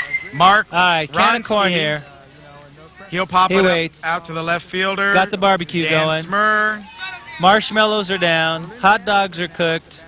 And another quick inning there as Mark Ronsky flies out to Dan Smurr. This is the Nevada County Game of the Week. We come to you every Saturday and Wednesday night at 8 o'clock on Channel 11 and Channel 23, the leader in sports television in Nevada County. I'm Gil Dominguez along with Jim Keck, bringing you all the action here of the C Championship Co-Ed Division here live from Litton Field. We're glad you're tuning in here with us. Indeed. On a beautiful Saturday evening here in Nevada County. There she goes. That's well hit. Julie Mariani all the way to the fence. Oh. Melinda Anderson. Right. Right. Boy, she had popped up the last couple of times, and I made the comment she is normally a very powerful hitter, and there she demonstrated it right there. She crushed that ball over the defense's head, and she's standing on third base ready to get her team going for a big Okay, rally. That was Amy Binfield. Right. I see where we're at. This is Dan Smurr then. Up to bat right now. Well hit. Thank you, Betty. Against the fence. Yes. Off of Billy's glove. 1 run in. And he pulls into second. And there's a shot of our beautiful Nevada Oh, County yeah. skyline here. Oh, That's yeah. why we all live here. Yes. Yes. The yes. beautiful sun saying bye-bye to us. Yes. It'll be back out tomorrow, though, as the Game of the Week crew goes to Scotts Flat Lake for a little water skiing. All right. Have fun. Good night, go, Coach. Okay. Error there by Big Jim Lewis. Yeah. A very rare occurrence out there. Yes. You're lucky to get on base with that. See, that's an out that should have happened. Now, when they get the other 3, now they've given up 4 outs in this inning. That was, should have been an out. Chris Howes right there. That brings up Steve Drew. Still nobody down. Well He'll hit. slap it there, right? Oh, yeah. That's going to score right another past one. Mark Ronsky. Big play coming in here. Oh, boy, that was an almost throw from left field by Billy. What an arm. Man, oh, man. I didn't think that ball had a prayer. He just nailed that from left field. There's the gift of youth again that we were You know, talking about. Oh, I'll tell you. You know, who is catcher there? Nikki LaGris. Oh, no. No, that was Mindy Joyce. Right. If she was 5 inches taller, she would have had that ball. Because that was just over her glove, and she was standing ready on that one. The runner would have been out. She didn't flinch, though. Here's Merlinda Anderson now. She'll pop it back over to Jim. And the umpires are going over it. You're going to confer with each other. And I think the plate umpire calls that. He seemed to pull his foot there at the last second, but they did call her out. They did. It was after the ball had made contact with his glove. He lifted the foot up and then put it back down, and so Merlinda just will in come time. back to the dugout. Just in time. And that'll bring up Vance Hunter. Vance pops There's another up. pop-up. Can the outfielder get to it in time? No. Off That's her going to glove. score at least 2. Here they come. 1-2. And that's Chris Howes and Steve Drew scoring right there. Well, SD Electric's doing exactly what they have to do. Come out and take charge of this game. They're in position A as the winner of the winner's bracket, and they want to make sure that this is the game they win the championship in. Well There's hit. Another hit right there over Going to be to fielded in the dirt. Julie Holcomb, unable to make the adequate throw, and here comes Here the comes play. the run. What's the call? Call is He's calling safe. it Her safe. foot was off the plate. He's calling it safe. What a great move by Vance Hunter to advance right there. That's some aggressive base running. Very much. They got a good break there because in the stretch to get the ball, her toe came off the corner of the plate. That's what we're talking about, though. In the championship game, you want to have that aggressive base running. Yep. Make it happen out there on the field. Yep. See, now they've got a big rally going here, and SD Electric is taking charge. Jerry Burt, the batter now. That was a nice poke by Teresa Francis to start all that. Well hit. He needs to field this cleanly. Mitch LaGris. Missed throw. Mitch LaGris overthrows. Here comes another run. Teresa Francis will score. Yep.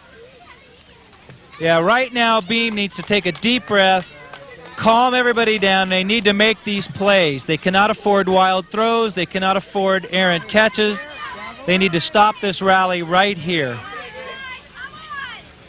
And the score is 11-6 now with SD Electric firmly in charge. It's going to be interesting to see what happens when Beam comes up in the bottom half of this inning. Pop fly should be handled. Who has it? Billy Kerr. Well done. Taking charge from the outfield. He's the wheels. It's his position to call that ball, and he did. Good job. That was Peggy that hit that ball. Yes. And Jason Howe is the batter right now. Howes. He wants to continue the rally. He needs to get a base hit right here. Yep, just behind the plate. Strike 2.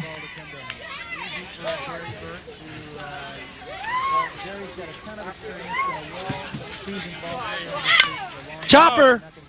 Chopper. Boy, he topped that ball. Oh, they get the force at second. They do. Nice heads-up play. The second base person was right at the bag. That was Mitch LaGris over to Julie Holcomb, who Good job. made the jump on the ball. Mitch LaGris cleaned that fieldly.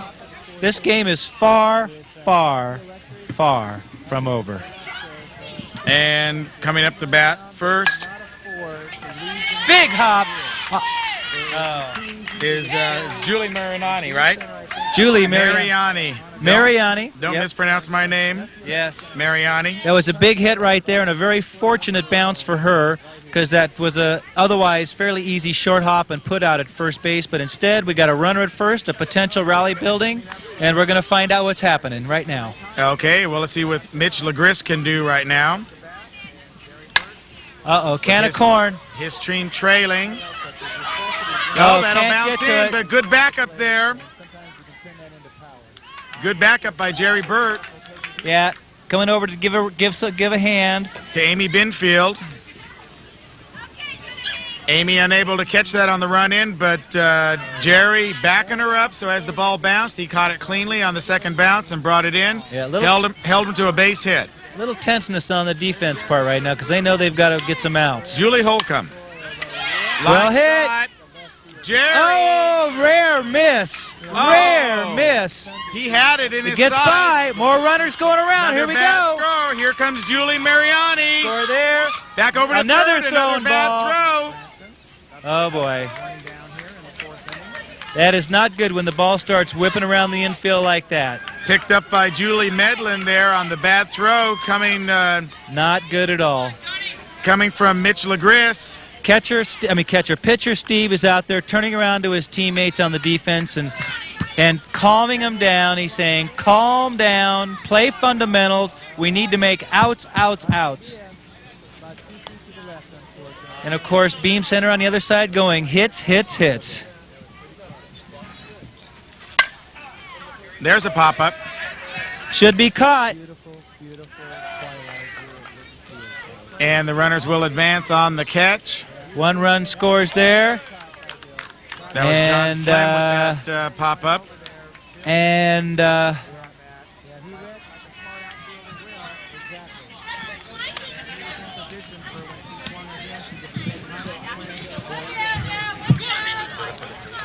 you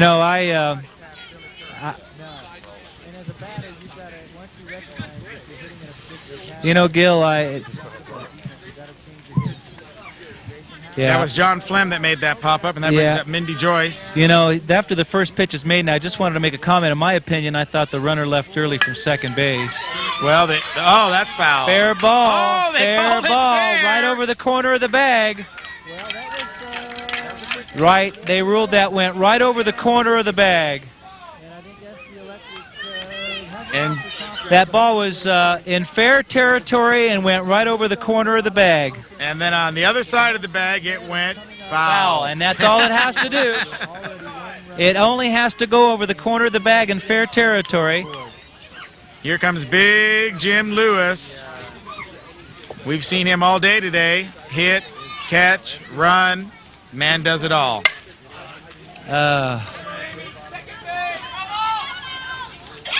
Oh, there's another mistake right there. That's a missed out right there. In center field. See, that's what I mean when I say you can only give a team 3 outs. Right there is an out that they've given them. Now when they make their 3, they've made at least 4. That's 2, actually, this inning for Amy Binfield. There you go. Now that's 5 outs this inning, see? Not having a very good inning out there for her. And, you know, she knows it out there. She can see her expression on her body language. Oh, yeah, not happy camper. She's not used to that style of play. That's not what got them here, and she'll have to double her concentration here. Yep. There's a hit over to shortstop. Oh, almost a great play. Almost. Ball got by the Chris first House, baseman. But that'll to go home. Past the line. He's out. Yes. The runner went past the commit line. That put it at a force play at home, and wisely, the defenders knew right what to do. Top of the inning. We've got 2 innings to go. Amy Binfield with a chance for redemption here. After a couple of miscues out there in center field, she'll hit it over to second base. Easily makes it to first. The second base person needed to charge that ball. Julie Holcomb right there on second base, waiting for the ball to come to her on a lazy grounder. Yep. And Amy, with her speed, able to beat out not only the ball coming over there to Julie, but able to beat the throw as well. Yep. That'll bring up Dan Smur. Well hit. Up the middle. There to center field. That gets by the defense. Off the glove there of Nikki Legris. Good backup by Steve. Dan will go into second. Amy will go into third. If Steve hadn't been there for the backup on that, a run would have definitely scored. We'd have a runner at third with a run in. But and that'll bring up Chris Howes. No. Yes. Oh, yes, it will. Okay. Chris is a lady. With a K. It's okay with us. Love those ladies. And so Chris, with 2 men on,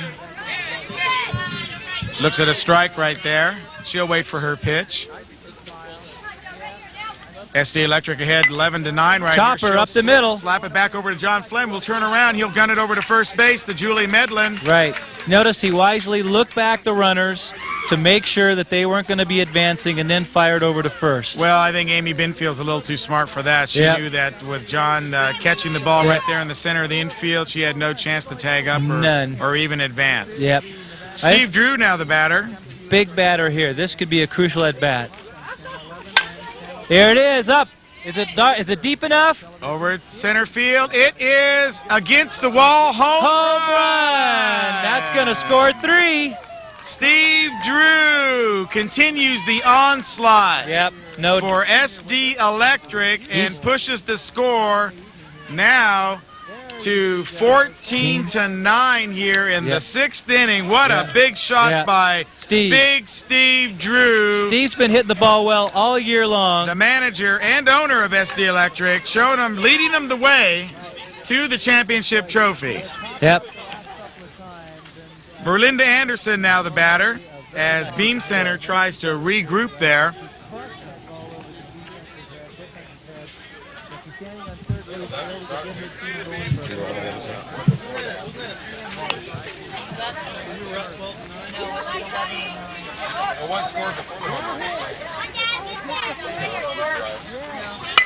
There's hits up the middle. One bounce off the knee. Merlinda will easily score. Yep. It's hard to make those plays off the knees like that.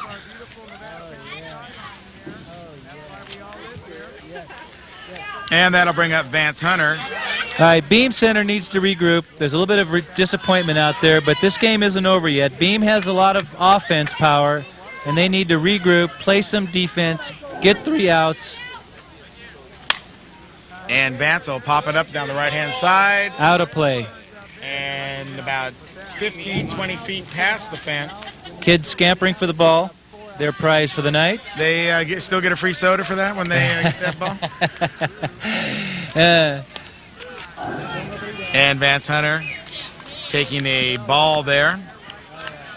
Runner, the batters, I should say, start out with a 1-1 count here. Yes. Kind of speed the game along here for us. Right.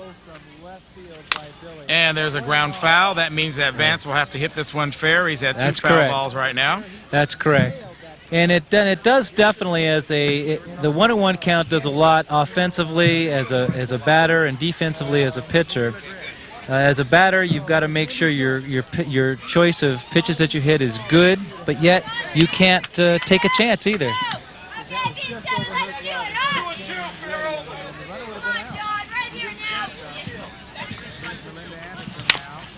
Up the middle.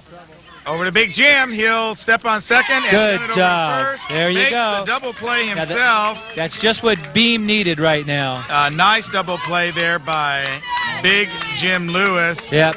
Mr. Everything out there at shortstop. Who's right. It's been very interesting, though, meeting all the players and getting to see them in action.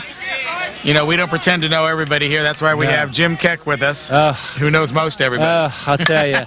And that's a task for me. Steve Medlin there hitting the ball out. Can of corn out to Amy Binfield. Make sure she gets the catch this time. Oh, she was right there. Redeemed herself for the last couple plays that went awry for her. You know, Gil, we've got 1,200-plus players playing in the Western Nevada County Slo-Pitch Softball Association.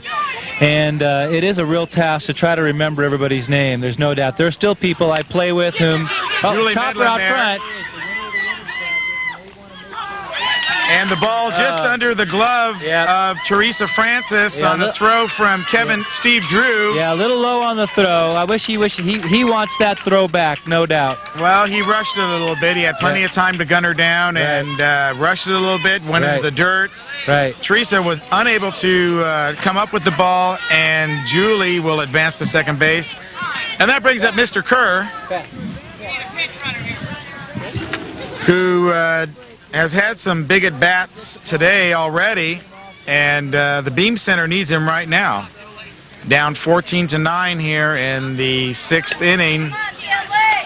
They need a little bit of output here from Mr. Kerr. Right now, they need to generate a real rally, not just a one-run rally. There it is, a slap out to right field, out to Merlinda Anderson. Yeah. And here comes Julie Medlin. She'll score on the play. No, I think that was Mindy Joyce scoring on that. Okay.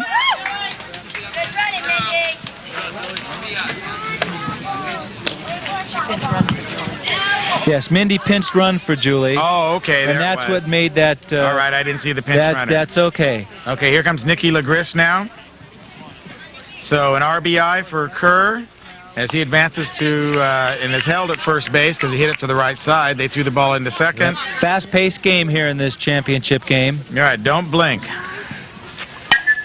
Hit second base.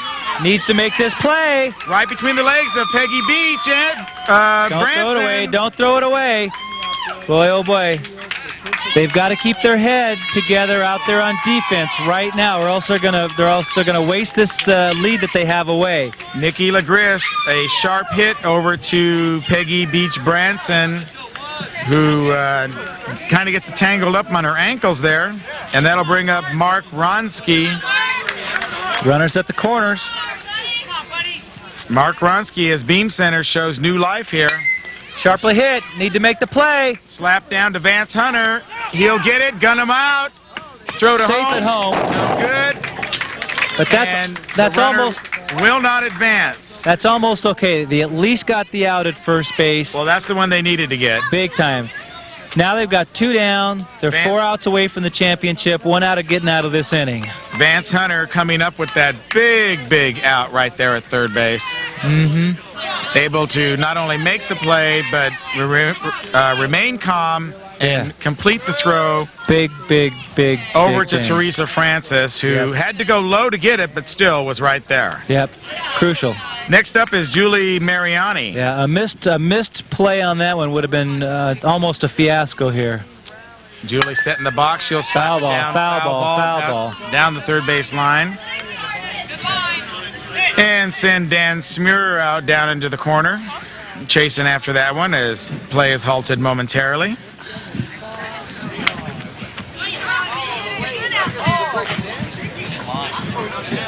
And what a great championship game this has been. What a this is great exciting. semifinal championship game we had This is great stuff. before this. Great stuff. And this is why the Nevada County Game of the Week comes to Litton Field, to bring you this great softball action. Well, should be fielded cleanly, thrown over. Good job. That ends the inning, still with SD Electric in the lead. They've got the 7th inning yet to go. Championship game goes a full 7 innings. Shucks. And I want to tell you on behalf of the Western Nevada County Slo-Pitch Softball Association, it is my pleasure to thank Touchdown Productions, Gil Dominguez and his very competent crew to come and showcase our league, highlight our games, and bring to the residents of Nevada County this wonderful sport we all enjoy and participate in here. Well, since you're mentioning the crew, let's mention them real quickly. We have Corey Dominguez down on camera 3 tonight. We have Casey Dominguez over on camera 1. Marissa Dominguez helping out with cables, and our technical director tonight has been Ben Palacio. Well hit. Billy reels that in. We got 1 down here. Teresa Francis popping it out to Billy Kerr as the 7th inning begins here for SD Electric. Right. Top of 7, so SD Electric, even though up by 3, does not want to go into the bottom of the 7th with only a 3-run lead, because anything could happen. They need to score more insurance here. There goes Jerry. That's a fair ball. Can't get to it. Nope. Mark Ronsky unable to pick that up. Is he going to make it to 3? The throw comes in. Safe! Safe is the call. Close play there. Jerry kind of went in half-heartedly. Could have really slid a lot cleaner, I think, and made that a lot better play. But fortunately, or unfortunately, depending on who you're rooting for here,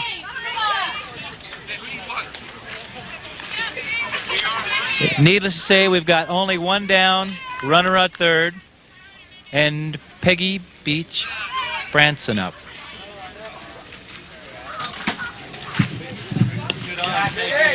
Takes ball 2.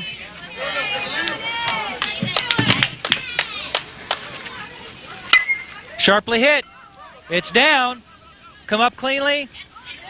In the dirt. Can't handle it at first base. Run scores. She turns and goes to second.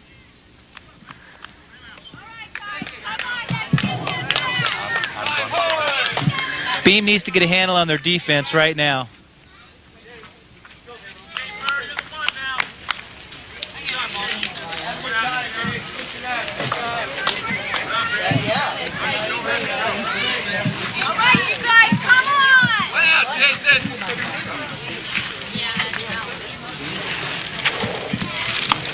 Is this Jason?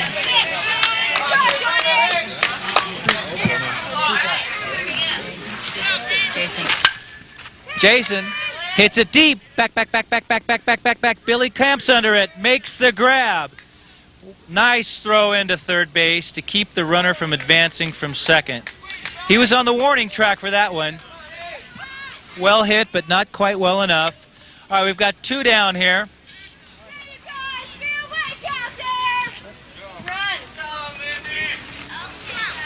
Amy Binfield up.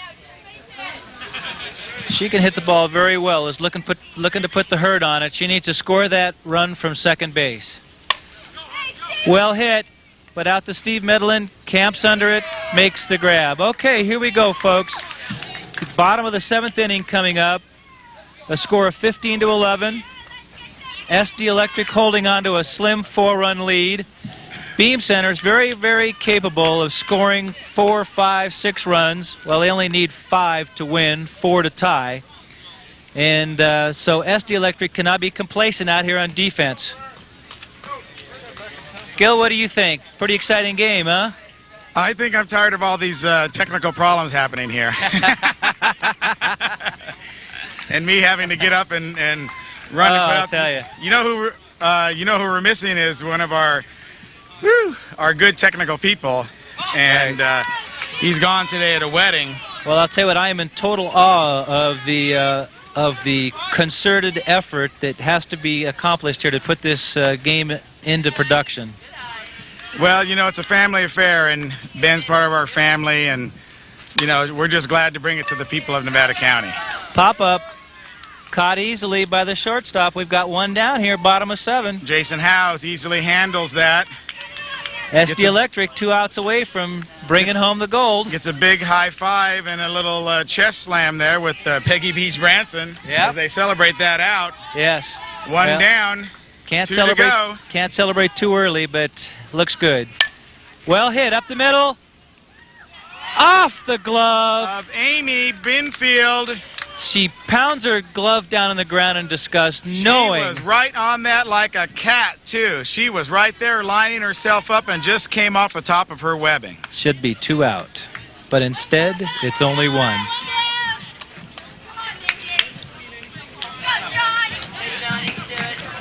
Okay. Coming to the bat. Well hit. In the gap. Jerry's got the catch. What a grab. That's a crucial second out right there. Nice job by Jerry to flag that one down. He's got those long arms too, Gillen. He needed every inch of those, didn't he? Well, he's a spindly guy out there, and yes. I was talking to him a little bit before they even played, and, you know, he was ready to play. Yes. And he's another great one out there, just like yes. Mr. Kerr. Yes. Kind of built the same. I think John's he's got a few years on Billy, but he can still play. Oh, nice hit there. There's a hit by Mindy Joyce. And gets the out at second to end the game. Oh. Your champions, SD Electric. As SD Electric celebrates, they're going to have the hand slapping in the middle of the field right now. What a play to end the game. Yes. And in dramatic fashion. Julie just not hustling over there to second base, really. Right. You know, in the 7th inning, you got to be running a little bit faster than that. Right. You can't assume that you're going to get to second easily just because it went through the infield. He had an outfielder who hustled, fielded the ball cleanly, made a bullet throw to second to get the force. But what a great game for SD Electric. Our congratulations to both teams. They both played well. But SD Electric certainly did pound their way into this victory. Steve Loomis, Commissioner of the League, presenting the runners-up with their second-place trophy. And a congratulations to all of them. Big round of applause happening for the Beam Center. And Beth Lewis, Co-Ed League President, congratulating the winners with their first-place trophy and a well-deserved game and victory. Coming out of the C3 League to take the entire C-League championships. Good job, SD Electric. Congratulations. Well, what a great contest this has been all afternoon long. SD Electric And what a phenomenal tribute that is to the C3 organization Yes. division, because you know their team came up and just spanked everybody all day long. Yes. And Yes. proved that they deserve, I guess, to be moved up to a different division next year. They will definitely be moved up. Not much argument on that one. Not much argument. Well, I just want to thank everybody who was here today participating, who was here for Touchdown Productions, for all the folks at home who watched. They saw some really good games, some really good representation of the people here in Nevada County who are enjoying their time. We have a great community, and I'll tell you, there's just nothing better than this. Well, our appreciation certainly goes to the Western Nevada County Slo-Pitch Softball Association for allowing us to come out here and televise these championship games. I know we received Thank you. a lot of nice comments from the people at home, the viewers, about televising the games. A lot of the people out there watching know the various people that are here that are playing in these contests. Yes. They're out there in the community. They're shopping Yes. in the stores. They Yes. work with them at their places of Yes. business. Yes. And for them to be able to see this coverage, it's Yes. really a treat for us. And so we Yes. thank the WNC for Yes. allowing us to come out here You're welcome. and televise these things. Thank you. I'll tell you. Well, it's a total package. You know, as I mentioned before, we have over 1,200 folks who play in this league, and those are voters, consumers, adults with kids, and it's a good, friendly, competitive league, and we're really happy to be a part of the community. Okay, well, thank you, Jim. And thank you. Okay, and I'm Gil Dominguez. This has been your Nevada County Game of the Week. We'll see you next week when we come from Nevada Union with the Penguins Nevada County Fair Swim Meet, only on the Nevada County Game of the Week. Good night, everybody.